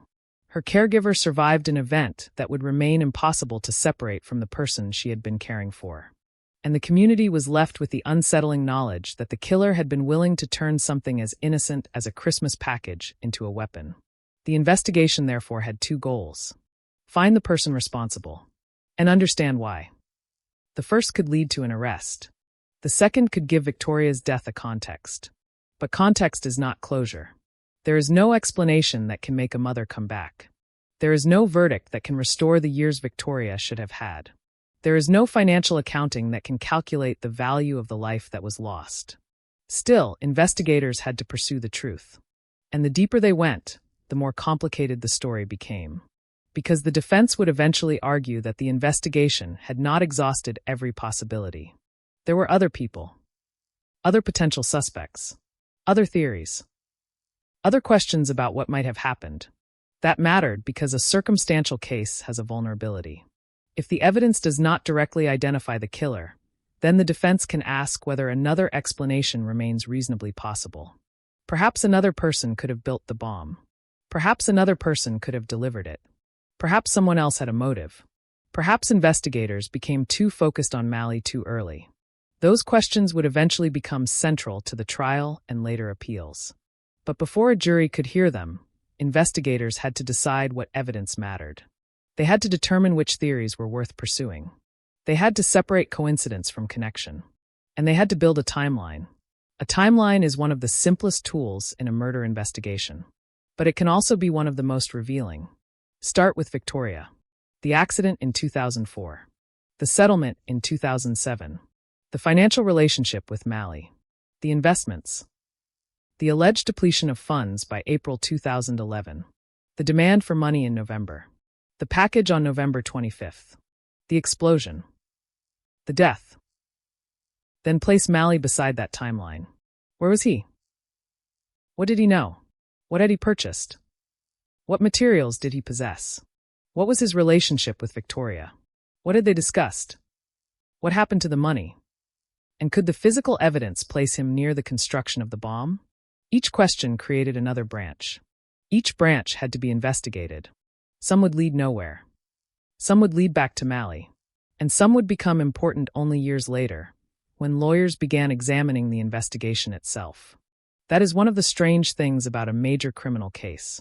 The investigation is not finished when someone is arrested. It changes. At first, detectives ask, who did this? Then prosecutors ask, can we prove it? Defense lawyers ask, what else could explain these facts? Appeal courts ask, was the trial fair? And eventually the legal system asks a narrower question. Did the original conviction meet the required standard? In Victoria's case, those questions would continue for years. But in the beginning, investigators had something more immediate. They needed a suspect. And Malley was becoming increasingly difficult to ignore. Not because one piece of evidence had suddenly solved the murder. Rather, because several different areas of the investigation were beginning to converge. The financial relationship, the alleged loss of Victoria's money, the demand for repayment, the timing, the materials, the forensic evidence, the connection between Malley and the victim, the possibility of motive. None of those things, standing alone, necessarily explain the murder. Together, they created a theory. And theories are powerful. They give investigators a direction. But they can also become dangerous if investigators stop asking whether the theory is wrong. That tension would later become one of the most important issues in the case. Did the evidence lead investigators to Malley? Or, once investigators focused on Malley, did they interpret everything else through that lens? There was only one way to find out. They had to keep digging. They had to test the evidence. They had to challenge their own assumptions. And they had to reconstruct the bomb. Not just physically. Chronologically. Who could have obtained the materials? Who could have assembled the device? Who could have placed it inside the package? Who could have delivered it? Who knew Victoria would be there? And who had a reason to believe that once the bomb exploded, Victoria would no longer be able to ask questions? The answers would eventually lead the case toward court. But first, investigators had to cross a vast distance between suspicion and proof. That distance is where most murder investigations live. It is where detectives spend thousands of hours. It is where witnesses remember small details. Where bank records reveal patterns. Where forensic specialists examine fragments under controlled conditions. Where lawyers later argue over what should have been admitted. Where every fact is tested against another fact. And it is where a victim's final days are reconstructed by strangers because the victim herself is no longer there to tell the story. For Victoria, those final days had once been ordinary. There had been a daughter, a home, a financial dispute, a phone call, plans for the future. Then came November 25th. The package, the explosion, the end. For the person who sent it, the package was apparently the final move. For investigators, it was the first. They would spend years trying to follow the trail backward from that single moment. And the deeper they went, the more the case seemed to revolve around a question that could not be answered by looking at the crime scene alone. What happened to Victoria's money? Because if the Crown's theory was correct, the answer to that question could explain why someone had decided that Victoria could not be allowed to live long enough to find out. But if the defense was right, then investigators might have been looking in the wrong direction. And that meant the most important question was still unanswered. Was Brian Malley the man behind the package? Or was the truth hiding somewhere else? The evidence would eventually be placed before a jury. The defense would challenge it. The Crown would connect it. Experts would explain it. Witnesses would reconstruct the past. And 12 people would eventually be asked to decide whether a chain of circumstances was strong enough to establish guilt beyond a reasonable doubt. But that was still years away. For now, Victoria's family had something much more immediate to confront. The knowledge that someone had deliberately killed her. The knowledge that the person responsible had planned the attack. And the unbearable possibility that the killer might have been someone Victoria once trusted. That possibility is what makes this case so unsettling. The murderer did not simply exploit a stranger's vulnerability. According to the prosecution, he exploited trust. He turned a relationship into access. He turned access into knowledge. He turned knowledge into opportunity. And he turned an ordinary package into a weapon. The case would eventually ask a jury to decide whether all of those pieces pointed to one man. But before the courtroom doors opened, investigators had to do what Victoria could no longer do. They had to speak for the dead. They had to follow the evidence wherever it led, even when it pointed toward someone they already suspected, even when another explanation remained possible, even when the evidence was incomplete, and even when the smallest surviving fragment of the bomb might be the difference between a theory and a conviction. The package had arrived quietly. The explosion had been instantaneous. But the investigation would be anything but. It would become a long search through money, relationships, forensic evidence, alternative suspects, and competing explanations. And at the center of it all would remain one image. A young woman in her own home. A package in front of her. A future that had once seemed possible. And a killer somewhere outside the frame, waiting for her to open it. To understand the murder of Victoria Shakte, you have to leave the courtroom for a moment. You have to leave behind the legal arguments, the forensic evidence, the financial records, and the years of appeals. You have to go back to a small town in central Alberta. Innisfail. A place where the geography of everyday life was very different from the anonymous scale of a major city. It was the kind of community where people could become familiar faces without ever becoming close friends. Where a person's name could mean something because of a workplace, a church, a family connection, a school, or simply because you had seen them often enough. Innisfail sits roughly 120 kilometers north of Calgary, in the central Alberta landscape. It is not the sort of place most people would associate with a sophisticated murder investigation. There are no towering downtown buildings. No endless stream of strangers moving through crowded streets. No sense that every doorway belongs to someone you will never see again. Instead, there is a quieter rhythm. Homes. Townhouses. Local businesses. Schools. Churches. People coming and going through familiar roads. The kind of environment where the extraordinary can feel almost impossible. And that is precisely what made the events of November 25th, 2011 so disturbing. Because the murder did not happen in some isolated wilderness. It did not happen in a dangerous alley in the middle of a major city. It happened at home. At a townhouse complex. In a community where the ordinary was part of the landscape. Victoria Shakte lived there as a young mother. She was 23 years old. Her life had already taken a direction she could never have predicted. Years earlier, she had been a teenager. 16 years old. Pregnant. Then came the accident. A vehicle struck her in 2004, leaving her paralyzed. The physical consequences were permanent. The life she had imagined before the accident had to be rebuilt around a wheelchair and around the realities of raising a child while living with a severe disability. That is important when imagining Innisfail through Victoria's eyes. For someone else, a townhouse complex might simply be a collection of homes. For Victoria, home was a carefully navigated environment. The front door mattered. The kitchen mattered. The spaces between rooms mattered. Everyday objects had to exist within reach. Movements that most people perform without thinking could require assistance. Her wheelchair was part of her daily life. So was the presence of a caregiver.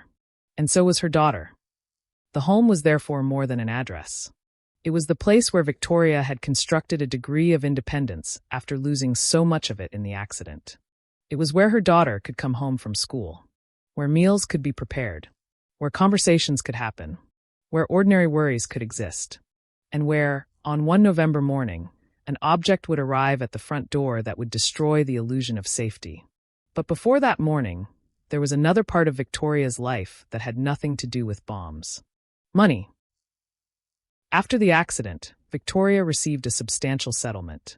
Approximately 575,000 Canadian dollars came from the legal settlement connected to the crash. For a young woman, that was a life-changing amount. But the meaning of that money cannot be understood simply by looking at the number. Imagine being 16 when your life changes permanently. Imagine becoming a mother while still a teenager. Imagine knowing that the body you once moved through the world with will never function in quite the same way again. Then imagine receiving money that is supposed to help make the future manageable. That money becomes something more than wealth. It becomes time. It becomes security. It becomes the possibility of adapting a home. Paying for transportation, meeting medical and accessibility needs, supporting a child, planning for years that nobody can predict. It becomes a buffer against a future that has already proven capable of changing without warning. Victoria entrusted the management of that money to Brian Andrew Malley. At that point in the story, there was nothing about the relationship that would have announced what it would eventually become. Malley was a financial advisor. He was also a family friend. That combination is important. A financial advisor is trusted with numbers. A family friend is trusted with personal history. When one person occupies both positions, the relationship can become especially intimate. The advisor knows the client's financial circumstances. The friend may know the family. The boundaries between professional trust and personal trust can become less visible. For Victoria, Mally was someone who had been trusted to help manage the money that was supposed to support her future. The arrangement continued for years. Then gradually something changed. According to the prosecution's case, most of Victoria's money had been lost by approximately April 2011. The exact reasons for those losses became one of the major issues in the case. Investments can lose value.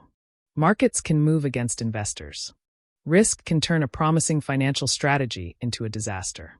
But the Crown argued that what happened to Victoria's money went beyond ordinary investment losses. The prosecution's theory was that Mally had placed her funds into risky investments, and that the depletion of the money created a problem he could not afford to let Victoria fully uncover. That theory would eventually become the central motive alleged against him. But in the setting of Innisfail, there was nothing cinematic about the beginning of the financial conflict. There was no dramatic confrontation beneath a streetlight. No secret meeting in an underground parking garage. No obvious moment when a relationship transformed into something dangerous. Instead, there were numbers, accounts, investments, conversations, questions, and eventually, according to the prosecution, a demand. Victoria wanted money returned. Approximately 10 days before her death, she contacted Mally and demanded that he return money she believed he owed her. 10 days. The number would later become part of the timeline investigators studied. But at the time, it may have been nothing more than a disagreement. A young woman asking for money. A financial advisor being asked to explain himself. A conversation between two people who knew each other. Nothing about the moment necessarily announced what was coming. That is one of the cruelest characteristics of hindsight. After a murder, every previous event begins to look different. A phone call can become ominous. A financial transaction can become suspicious. An argument can become a warning. A person who seemed ordinary can suddenly appear to have been standing at the center of a much darker story. But people do not live their lives with the knowledge of what will happen next. Victoria did not know that she was approaching the final days of her life. Her daughter did not know. Her caregiver did not know. The people around her did not know. And the town of Innisfail certainly did not know that one of its quiet residential streets was about to become the center of a homicide investigation. Then came November. Late autumn in Alberta has its own character. The landscape is moving toward winter. The days are shorter. The air carries the expectation of cold. The Christmas season begins to appear in stores and homes. Lights. Decorations. Packages. Cards. Deliveries. The language of the season is one of anticipation. People begin thinking about gifts. Families begin making plans. A package arriving at a front door, therefore, does not necessarily seem unusual. That is especially important in this case, because the object that arrived at Victoria's home was made to belong to that season. It was disguised as a Christmas gift. The disguise was not incidental. It was part of the method. The killer did not need Victoria to recognize the package. He needed her not to fear it. And a Christmas gift is one of the most culturally familiar forms of harmless surprise. You see a package. You wonder who sent it. You bring it inside. You open it. The sequence is automatic. The killer exploited that sequence. Innisfail itself became part of the disguise. A quiet community. A residential home. A package at the front door. Nothing immediately screamed danger. And yet somewhere outside the house, someone had transformed an ordinary object into a weapon. The bomb was hidden inside the package. Victoria was the intended target, according to investigators. At first, however, the police did not know that. Immediately after the explosion, there were other possibilities. Was the package actually the source of the blast? Could there have been another device? Was anyone else in danger? Was this an accident? Was Victoria specifically targeted? Could the explosion have been something else entirely? These were not philosophical questions. They were practical questions. Because before investigators could begin solving a murder, they had to know whether the crime scene itself was safe. Explosive disposal specialists were brought in. The possibility of another bomb had to be considered. That meant the first investigators entering the scene could not simply walk through the wreckage as though it were an ordinary homicide. Every movement mattered. Every object mattered. Every piece of debris had to be considered potentially significant. And contamination was a serious concern. If investigators touched something with the wrong gloves, walked through the wrong area, or carried material from one location to another, they could compromise the very evidence they needed to identify the killer. The scene, therefore, became a delicate balance. Investigators had to search, but they also had to preserve. They had to move, but they had to avoid disturbing what remained. They had to protect themselves, but they also had to protect the integrity of the evidence. The explosion had created another problem. It had destroyed the weapon while simultaneously leaving evidence of it behind. The bomb was no longer an intact object. It had become fragments, pieces of casing, wiring, components, traces of explosive material, small objects scattered through the scene. To the untrained eye, much of it could have looked like meaningless debris. To a forensic specialist, it could be a map. The investigators would eventually recover components that helped reconstruct how the device had been made. Some explosive material had not ignited. Fragments of the device survived. Specialists examined the remains. They analyzed the construction. They looked at the electrical components. They examined the materials.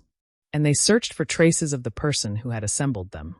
The work would involve multiple specialized teams. Explosif disposal personnel. Forensic investigators. DNA specialists. Major crime investigators. Laboratory scientists. Each group had a different role. One team needed to make sure the scene was safe. Another needed to understand the explosive. Another needed to recover biological or trace evidence. Another needed to reconstruct Victoria's life and identify the people connected to her. Eventually, all those separate streams of information would have to meet. That was the challenge. The bomb experts could explain how the device worked.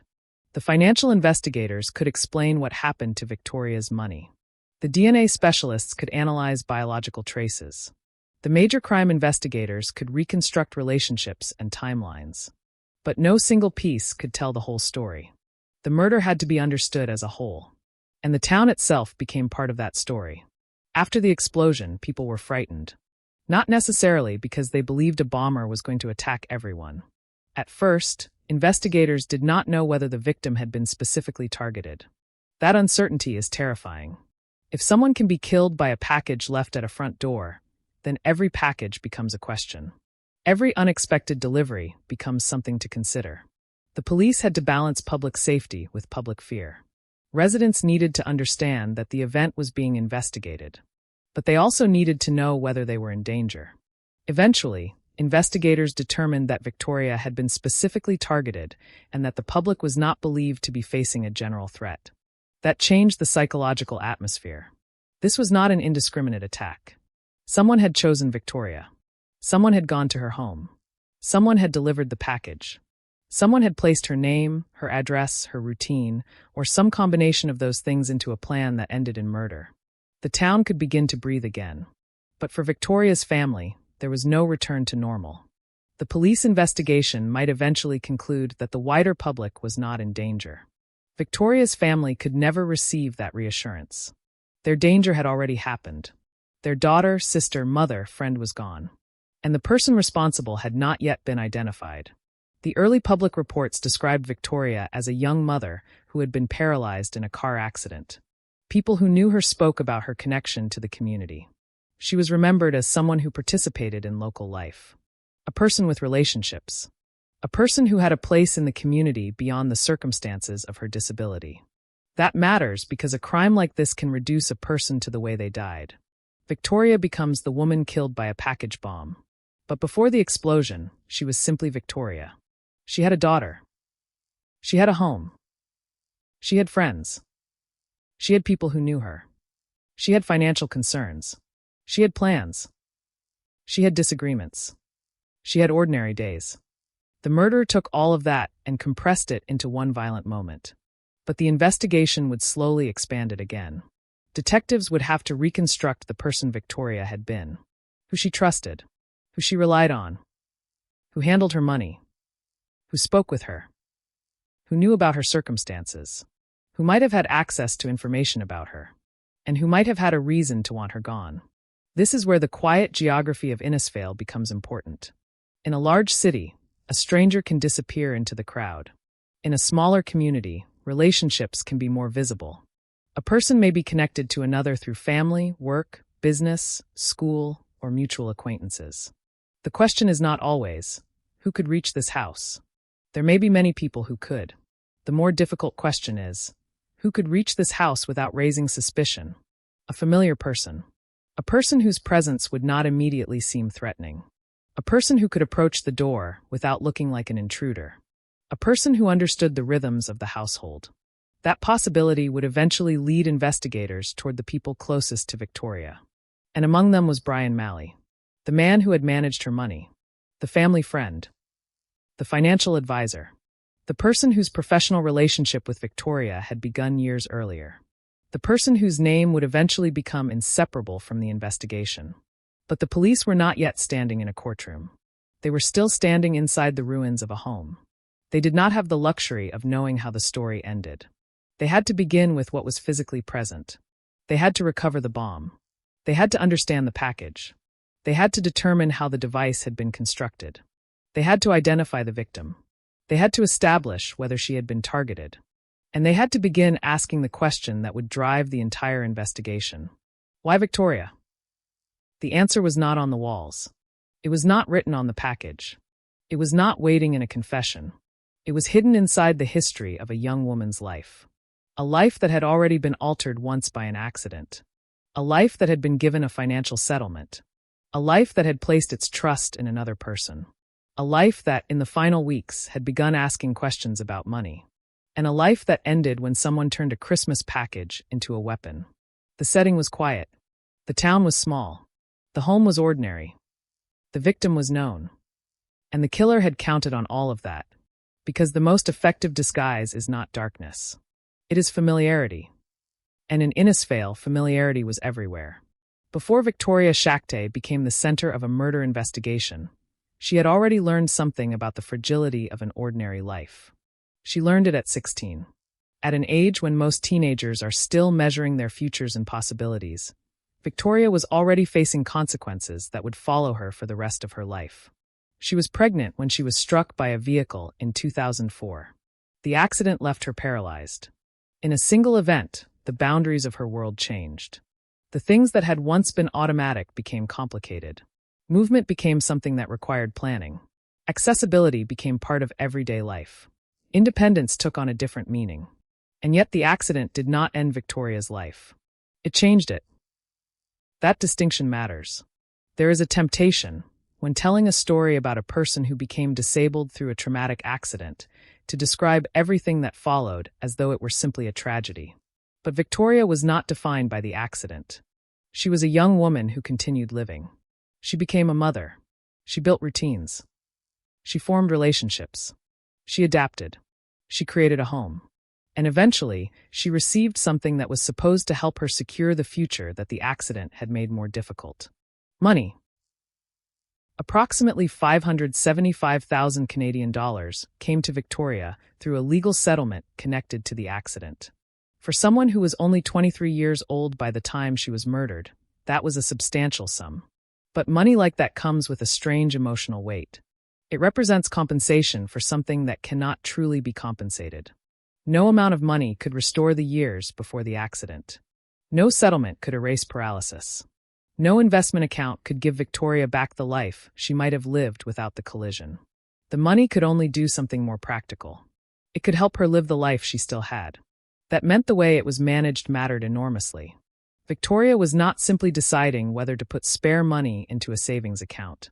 She was dealing with the financial foundation of her future. The money had to last. It had to support her needs. It had to help provide stability for her daughter. And it had to be managed by someone she believed she could trust. That person was Brian Andrew Malley. Malley was a financial advisor. He was also connected to Victoria's family. That combination created a relationship built on familiarity. Victoria did not have to explain her entire life to a complete stranger. The person handling her finances was already connected to the people around her. There was an existing level of confidence, an assumption of good faith. And perhaps that is why the later allegations became so disturbing. According to the prosecution's theory, the relationship that was supposed to protect Victoria's financial future eventually became connected to the circumstances surrounding her death. But in the beginning, there was no reason to imagine that. Financial relationships rarely begin with suspicion. They begin with trust. A client hands over documents. An advisor explains an investment. Numbers are discussed. Plans are made. The client believes that the professional knows more about the financial system than they do. And that is the point of having an advisor. The client is not supposed to understand every detail. They are supposed to believe that the person managing the money understands it. Victoria's situation made that trust especially important. Her money was not simply disposable wealth. It represented security. And security is difficult to measure until it disappears. For several years, the arrangement continued. Then, according to the Crown's case, the financial picture began to deteriorate. By approximately April 2011, much of Victoria's money had been lost. There were investment losses. There were risky investments. There were financial decisions that would later be examined in court. The defense and prosecution would interpret those circumstances differently. But one thing was clear. The money that had been intended to give Victoria stability was no longer where it was supposed to be. And Victoria eventually began asking questions. This is where the story becomes less about numbers and more about trust. Imagine discovering that the financial foundation you believed was secure is not as secure as you thought. The first reaction might not be anger. It might be confusion. Then disbelief. Then questions. Where did the money go? Why did this investment lose so much? What happened to the account? What was I told? What was I promised? And eventually, perhaps the most direct question of all. Where is my money? According to the prosecution, Victoria's concerns eventually became serious enough that she demanded money she believed Mally owed her. The contact occurred approximately 10 days before her death. 10 days. That interval would later become one of the most haunting elements of the case. At the time, it was simply a dispute. Victoria was alive. She was making a demand. She expected an answer. She still had time to pursue it. She could still call. She could still ask. She could still insist. She could still take action. Then the calendar moved forward. November 25th arrived. The package appeared. And Victoria's ability to ask another question disappeared forever. That is why the financial history became so important to investigators. They were not merely looking for a reason someone might dislike Victoria. They were looking for a reason someone might fear what she would do next. Murder, according to the prosecution, was not committed because Victoria had become inconvenient in some abstract way. It was allegedly committed because she was becoming dangerous to someone who had something to hide. That is the Crown's theory. But at this stage of the investigation, it remained only a theory. And detectives had to be careful. Because financial loss does not equal murder. A failed investment is not proof of criminal intent. A disagreement over money is not proof of homicide. And a person who managed a victim's finances is not automatically responsible for her death. The physical evidence had to connect the financial story to the bomb. That was the challenge. And that challenge became even more difficult because the murder had taken place inside a community where people knew one another. There were many possible explanations. A personal dispute. A financial dispute. A stranger. A former acquaintance. Someone with a grudge. Someone connected to Victoria's past. Someone who knew about her circumstances. Someone who knew where she lived. Or someone who knew her well enough to understand that a package would not immediately make her suspicious. The police could not afford to assume the answer. They had to investigate. The home became the first chapter of that investigation. But the wider community became the second. Detectives needed to reconstruct Victoria's social world. Who did she speak with? Who visited her? Who worked with her? Who knew her family? Who knew about her money? Who knew about her disability? Who knew her routines? Who knew that she might be home? These questions can seem invasive. But after a targeted murder, they become necessary. The victim's relationships become evidence. A person's closest contacts may provide the explanation for a crime. They may also provide the explanation for why the crime could have been committed so easily. A stranger has to discover where you live. A person who knows you may already know. A stranger has to learn your routine. Someone close to you may already understand it. A stranger has to find a way to make you accept something dangerous. Someone you trust may not have to disguise it at all. That was the unsettling possibility investigators faced. The murderer had apparently found a way to place the weapon directly into Victoria's life without forcing his way inside. The front door was enough. The package was enough. Victoria's own expectations were enough. And because the device was disguised as a Christmas gift, the killer had used a cultural ritual of trust as part of the mechanism. The season itself had become camouflage. There is something deeply unsettling about that. Christmas is associated with giving, with family, with children, with anticipation, with the idea that something wrapped and placed before you contains something meant to bring happiness. The killer inverted that expectation. The package contained destruction. The object that should have represented generosity represented hostility. The wrapping that should have concealed a surprise concealed death. And the person who opened it never had a chance to reconsider. By the time Victoria's family and investigators understood what had happened, the meaning of the package had completely changed. It was no longer a gift. It was evidence. The transformation of that object mirrors the transformation of the entire case. Everything familiar began to acquire a second meaning. A financial advisor could become a suspect. A financial dispute could become a potential motive. A household item could become a bomb component. A piece of tape could become forensic evidence. A phone call could become part of a timeline. And a person who had once been described simply as a friend of the family could eventually be sitting at the defense table in a murder trial. But none of those transformations happened immediately. In the early days, investigators were still trying to understand Victoria herself. That meant looking beyond the explosion, beyond the money, beyond the wheelchair, beyond the crime. The most important fact was that Victoria had a life before she became a victim. She had a daughter. She had responsibilities. She had people who depended on her. She had experienced hardship and continued forward. Her story did not begin with a bomb. The bomb only ended it. That distinction should remain at the center of the investigation. Because when a victim is described only through the way they died, the murderer takes control of the narrative.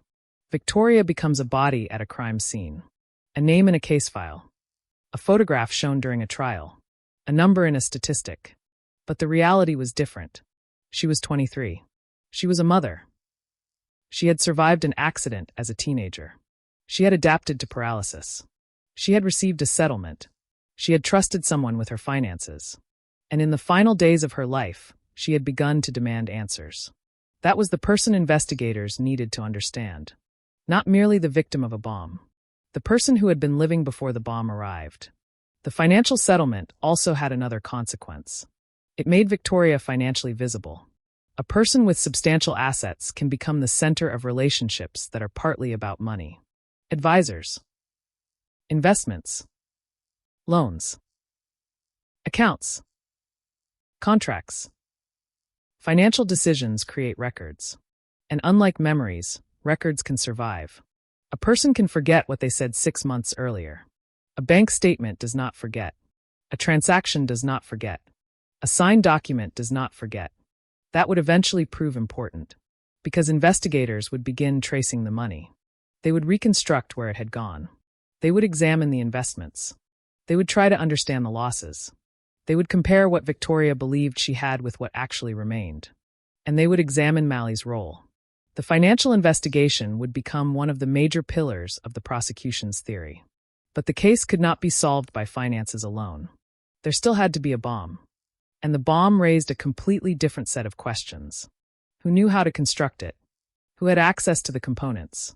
Who purchased them? Where were they stored? Who had the technical knowledge to assemble them? How did the finished device reach Victoria's door? The physical evidence would have to answer some of those questions. And even then, investigators would face another problem. A bomb is a machine designed to destroy evidence. Its purpose is to turn a collection of components into a violent event. The moment it works, it begins dismantling itself. The pipe can split. The electrical system can break apart. The casing can fragment. The contents can scatter.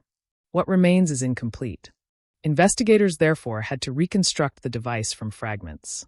It was almost like taking a shattered clock and trying to determine not only what time it was designed to show, but who had assembled it and why. The surviving components could reveal the type of device. They could reveal its method of initiation. They could reveal the kinds of materials used. They could potentially be compared with objects purchased or possessed by a suspect. But no component would walk into the police station and identify its owner. The case required connections, and connections require patience. That patience would be tested repeatedly. There would be evidence pointing in one direction, questions pointing somewhere else, potential suspects, alternative theories, evidence that was persuasive in one context but ambiguous in another. Eventually, Malley would become the central suspect. But even then, the investigation would not be over, because suspicion creates a dangerous psychological threshold. Once detectives believe they know who committed a crime, every new piece of evidence can appear to confirm that belief. A purchase looks suspicious. A statement sounds evasive. A relationship looks different. A coincidence suddenly feels meaningful. That is why alternative explanations matter.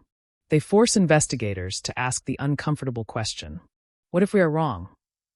The defense would later make that question central. Malley would deny responsibility.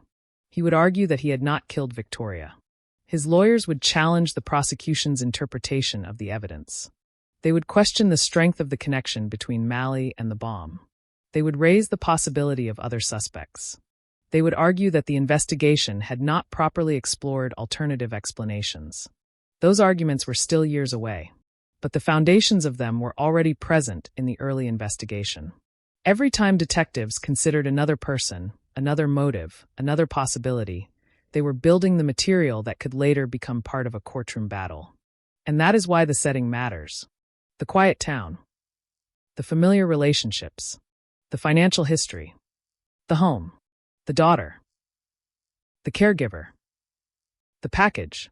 All of these elements formed the environment in which the murder became possible. The killer did not operate in a vacuum. He operated inside Victoria's world. That world had rules. People knew one another. People trusted one another. People had routines. People expected packages to be harmless. People expected homes to be safe. The murder broke those expectations. And that is why the crime felt so personal. A bomb hidden in a package is not merely an explosive device. It is a weaponized betrayal of expectation. It tells the victim, in the final moment, that something she believed was harmless was never harmless at all. For Victoria, there was no warning, no opportunity to step away, no chance to ask who had sent the package, no chance to call for help. The plan depended on surprise, and surprise depends on normality. The killer needed the morning to look ordinary. The front door needed to look ordinary. The package needed to look ordinary. Victoria needed to behave ordinarily. And she did. That is what makes the setting so important. The murder succeeded because, for a few crucial seconds, everything looked normal. Then it wasn't. And after that moment, the entire meaning of Victoria's life began to change in the eyes of investigators. The settlement was no longer simply money. It could be a motive. Malley was no longer simply a family friend and advisor. He could be a suspect. The phone call 10 days earlier was no longer simply a dispute. It could be part of a timeline. The package was no longer a Christmas gift. It was a delivery system for murder. And Innisfail was no longer simply a quiet Alberta town. It was the place where investigators would spend years trying to answer one question: who had decided that Victoria Shakte should not live long enough to discover what had happened to her future? The answer would eventually be argued in a courtroom. But before the law could decide what happened, investigators had to reconstruct the world Victoria had left behind. They had to understand the accident that changed her life, the money that was supposed to help rebuild it, the relationships that surrounded it, the questions she began asking, and the person who may have feared where those questions would lead. Because the murder did not begin when the bomb exploded. The explosion was simply the final moment of a story that, according to the prosecution, had been developing quietly for months. And somewhere in that story was a young woman who had spent years adapting to a life she had never chosen, only to have the final decision about her future taken from her completely. The investigation was about to move from the physical remains of the crime scene into the complicated landscape of Victoria's relationships. And there, among the people she knew and trusted, detectives would begin searching for the person who had turned trust itself into a weapon. The morning of November 25th, 2011 did not begin like a murder investigation. It began like an ordinary morning. Victoria Shakte was at home in her townhouse in Innisfail. Her 7-year-old daughter, Destiny, had gone to school. Her caregiver, Marlene Punongbayan, was there with her. The house was occupied by the familiar routines of two people moving through a morning together. There were responsibilities to take care of. There were things to clean. There were places to go. There was nothing about the beginning of the day that announced that Victoria had only hours left to live. In fact, according to Punongbayan's later testimony, the previous evening had been a happy one. She and Victoria had celebrated together because Victoria had been accepted into a residential treatment program. There had been pizza. There had been the kind of small celebration that matters precisely because it is ordinary. Two people sharing food, talking, and allowing themselves to feel hopeful about something that might come next. It is difficult to reconcile that image with what happened the following morning. The night before, Victoria had been looking toward the future. The next day, there would be no future left for her. The first strange thing appeared outside the townhouse. Punongbayan was letting Victoria's dogs out when she noticed a package at the front entrance. It was not a plain cardboard parcel. It had been arranged to look like a Christmas gift. The timing was slightly unusual. Christmas was still weeks away. But in late November, a Christmas package was not impossible. There were decorations in stores. People were already shopping. Gifts were beginning to move from one home to another. The object therefore occupied an uncomfortable space between ordinary and strange. It was unusual enough to notice, but not unusual enough to immediately trigger panic. Punongbayan looked more closely. There was a green and gold gift bag. Inside was a box. And attached to that box was a piece of paper bearing Victoria's name. But the name was spelled incorrectly. Victoria. One small mistake. One letter out of place. A detail that could have meant nothing. Or, in retrospect, everything. Punongbayan did not know who had delivered the package. She did not know why Victoria's name was misspelled. She did not know what was inside. And importantly, she did not immediately open it. The package was brought inside. It was set aside. That decision would later become one of the most important details of the entire case. Because the bomb did not explode when the package crossed the threshold. It waited. It waited while Victoria and Marlene went about their morning. It waited while Victoria's daughter went to school. It waited while the women left the townhouse. It waited while the package remained inside. The device had no impatience. It did not need to. Its purpose was to wait for the right person to touch it. The women went to Victoria's stepfather's home. The reason was practical. Victoria used a wheelchair, and her stepfather's house had a more accessible shower than the one available at the townhouse. This was part of the reality of Victoria's life. Accessibility shaped decisions. A shower could determine where she went. A doorway could determine whether she could enter. A room could be comfortable or difficult depending on its layout. These were ordinary considerations in her world. And on that morning, they took her away from the package for a while. At her stepfather's home, Victoria mentioned the strange gift. It was not simply that the package existed. There was something about it that made people uneasy. Her stepfather reacted strongly. According to testimony later given in court, he told Victoria not to open it. Call the police. Do not touch it. The advice was simple. And as it turned out, it was exactly right. But Victoria did not yet know that. There was no obvious sign of a bomb. No exposed guide. No warning. No note explaining what was inside. Only a package that appeared to be a gift. And when people encounter something strange, but not obviously dangerous, curiosity often competes with caution. The package was waiting at home. Victoria returned. Marlene remembered the warning. She repeated it. Do not open it. The package was still unidentified. No one knew who had sent it. No one knew why it had been left there. No one could explain the misspelled name. But the object had already been transformed in Victoria's mind. It was no longer simply something strange outside the door. It was now a mystery. And mysteries invite answers. Victoria took the package. She placed it on her lap. She was sitting in her electric wheelchair. She moved toward the dining area. The bomb was about to reach the final stage of its journey. The person who had built it was no longer necessary. The person who had delivered it was no longer necessary. The killer did not have to stand beside Victoria. The weapon had been designed to wait for her. And she opened it. The explosion came almost instantly. The blast ripped through the townhouse. Windows shattered. The force tore through walls and ceiling. Objects inside the home were transformed into fragments. The quiet morning became a scene of violence in a fraction of a second. Victoria was killed immediately.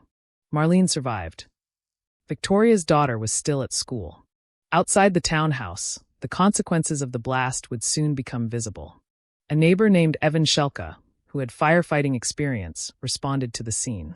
He encountered the aftermath and understood enough not to rush blindly into the damaged home. There was a reason for that caution. Explosions can create secondary dangers. Electrical systems may be damaged. Structures may be unstable. And in this case, investigators would eventually determine that an explosive device had been involved. The scene that greeted emergency responders therefore contained two separate tragedies. There was a woman who had been killed, and there was a question about what kind of weapon had killed her. At first, the cause was not necessarily obvious to everyone. An explosion inside a home can have many possible explanations. A gas leak, a mechanical failure, a household accident, something electrical, something involving fuel or chemicals. The investigators had to determine what they were dealing with. But the package would quickly become important, because there had been a delivery, and Victoria had opened it. The package was not just something found near the scene. It was directly connected to the moment of death. The more investigators examined what remained, the clearer the conclusion became. Victoria had not died because of an accident. She had been murdered. And the weapon was a pipe bomb concealed inside something designed to look like a Christmas gift. That changed the nature of the investigation completely. An accident asks what went wrong. A murder asks who wanted it to happen. The police now had to find a person. But there was another problem. Whoever had delivered the bomb had chosen a method that allowed them to remain physically separated from the killing. The murderer did not have to enter the townhouse. The murderer did not have to confront Victoria. The murderer did not have to watch the explosion. The murderer only had to make sure the package reached the right doorstep. That created a strange psychological distance. The killer could imagine the explosion without being there. Could plan the construction without seeing Victoria's face. Could walk away before the final act. And yet the plan was intensely personal. The package had been delivered to Victoria's home. Her name was attached to it. The bomb had been disguised specifically to encourage her to open it. Someone had selected Victoria as the target. The question was why. The investigation began to move backward through her life. The police needed to understand the woman who had been killed. They needed to know her relationships. They needed to know her finances. They needed to know whether she had enemies. They needed to know whether anyone had threatened her. They needed to know whether there had been disputes.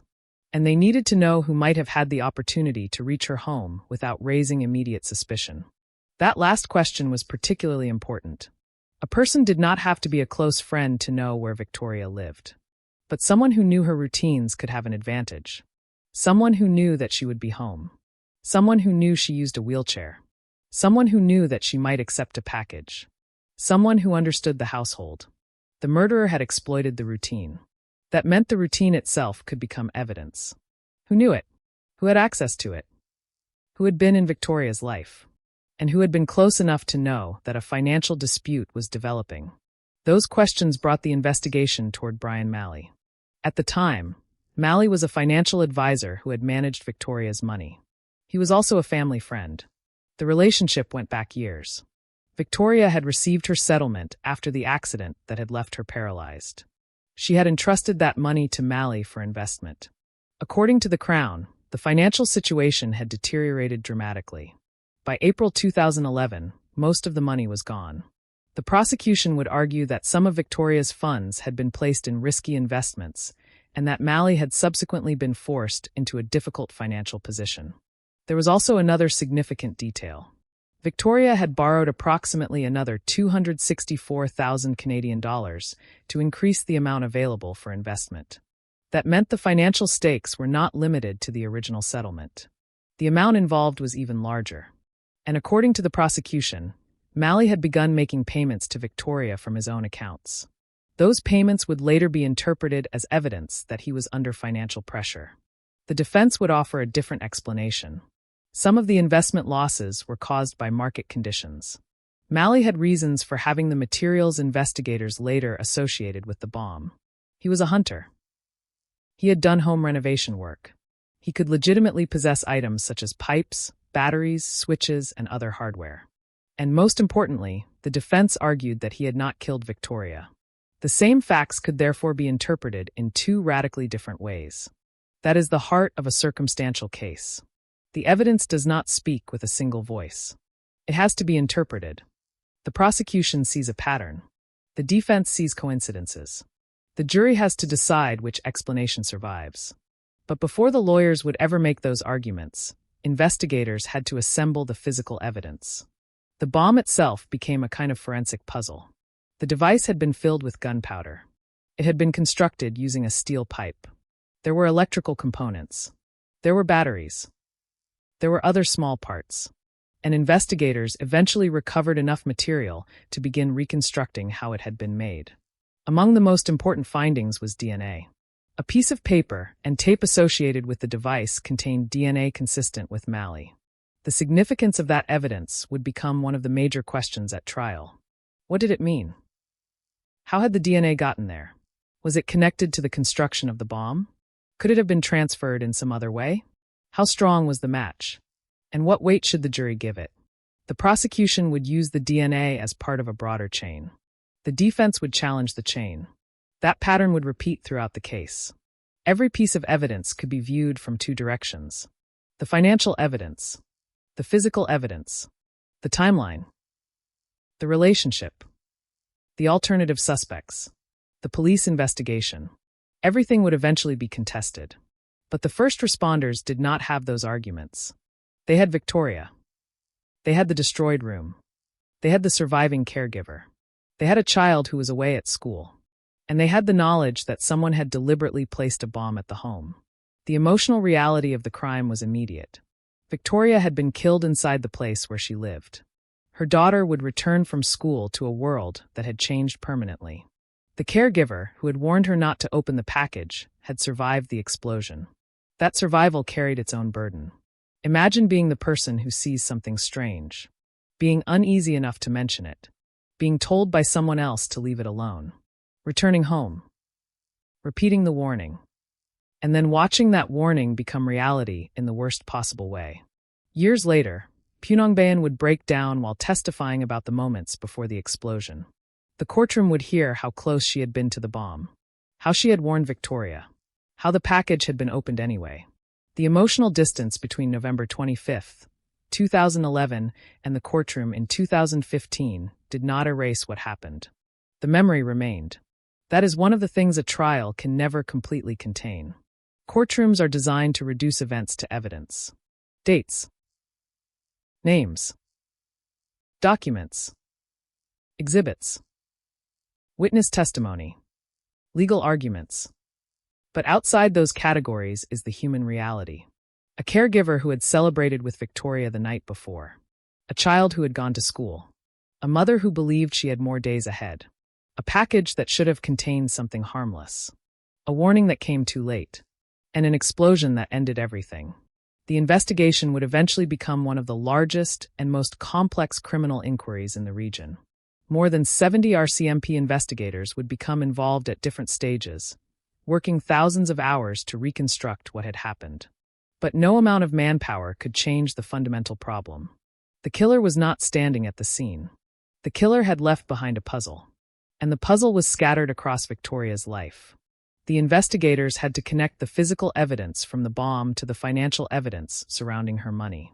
They had to connect the financial evidence to the relationship with Malley. They had to connect the relationship to motive.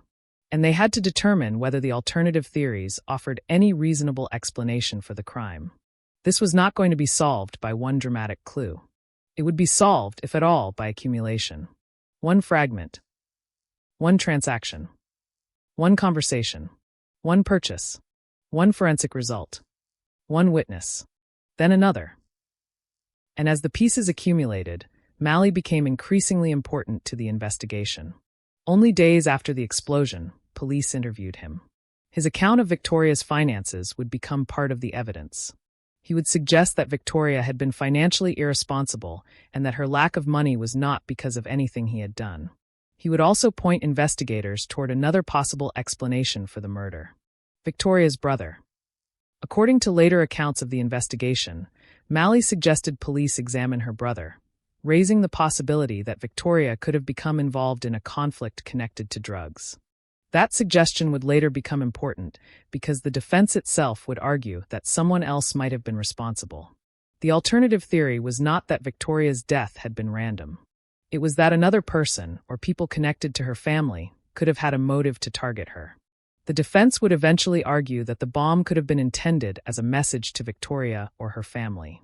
The prosecution rejected that theory, and the legal system would ultimately ask whether the defense had presented enough evidence to make the alternative explanation relevant to the jury. But all of that lay ahead. At this stage, the investigation was still young. The police had a dead woman, a bomb, a strange package, a financial history, a financial advisor, a family, and a town trying to understand how such a thing could have happened. The package had entered the home quietly. The explosion had been instantaneous, but the questions it created would last for years. Why had Victoria been targeted? Why had the package been made to look like a Christmas gift? Why was her name misspelled? Who had built the device? Who had obtained its components? Who had delivered it? Who knew enough about Victoria to predict that she would open it? And above all, who stood to benefit from her silence? The investigation was beginning to answer some of those questions, but each answer seemed to produce another. The more investigators learned about Victoria's money, the more important Brian Malley became. The more they examined the bomb, the more they searched for connections between its components and people in Victoria's life. The more they looked at the timeline, the more significant the final weeks of Victoria's life appeared. And the closer they came to Malley, the more important it became to ask whether the evidence was truly pointing toward him, or whether the investigation had simply found the most convenient suspect. That question would follow the case all the way to the courtroom. For now, however, there was only the morning, the package, the warning, the wheelchair, the dining room, the explosion, and the silence that followed. Victoria had spent years rebuilding her life after the accident. She had learned how to live with a body permanently changed by violence. She had become a mother. She had built a home. She had trusted people with her future. She had made plans. She had celebrated the night before. Then, on a cold November morning in Innisfail, she reached for a package. Someone had counted on her doing exactly that. And from that moment forward, the quiet town of Innisfail would no longer be just the setting of Victoria Shakte's life. It would become the starting point of a murder investigation that would stretch through financial records, forensic laboratories, police interviews, courtroom battles, appeals, and years of unanswered questions. The package had been designed to look like the beginning of something joyful. Instead, it became the final object Victoria would ever touch. And the person who put it there was still somewhere beyond the crime scene. Unknown. Unseen. But leaving traces behind. The search for those traces had begun.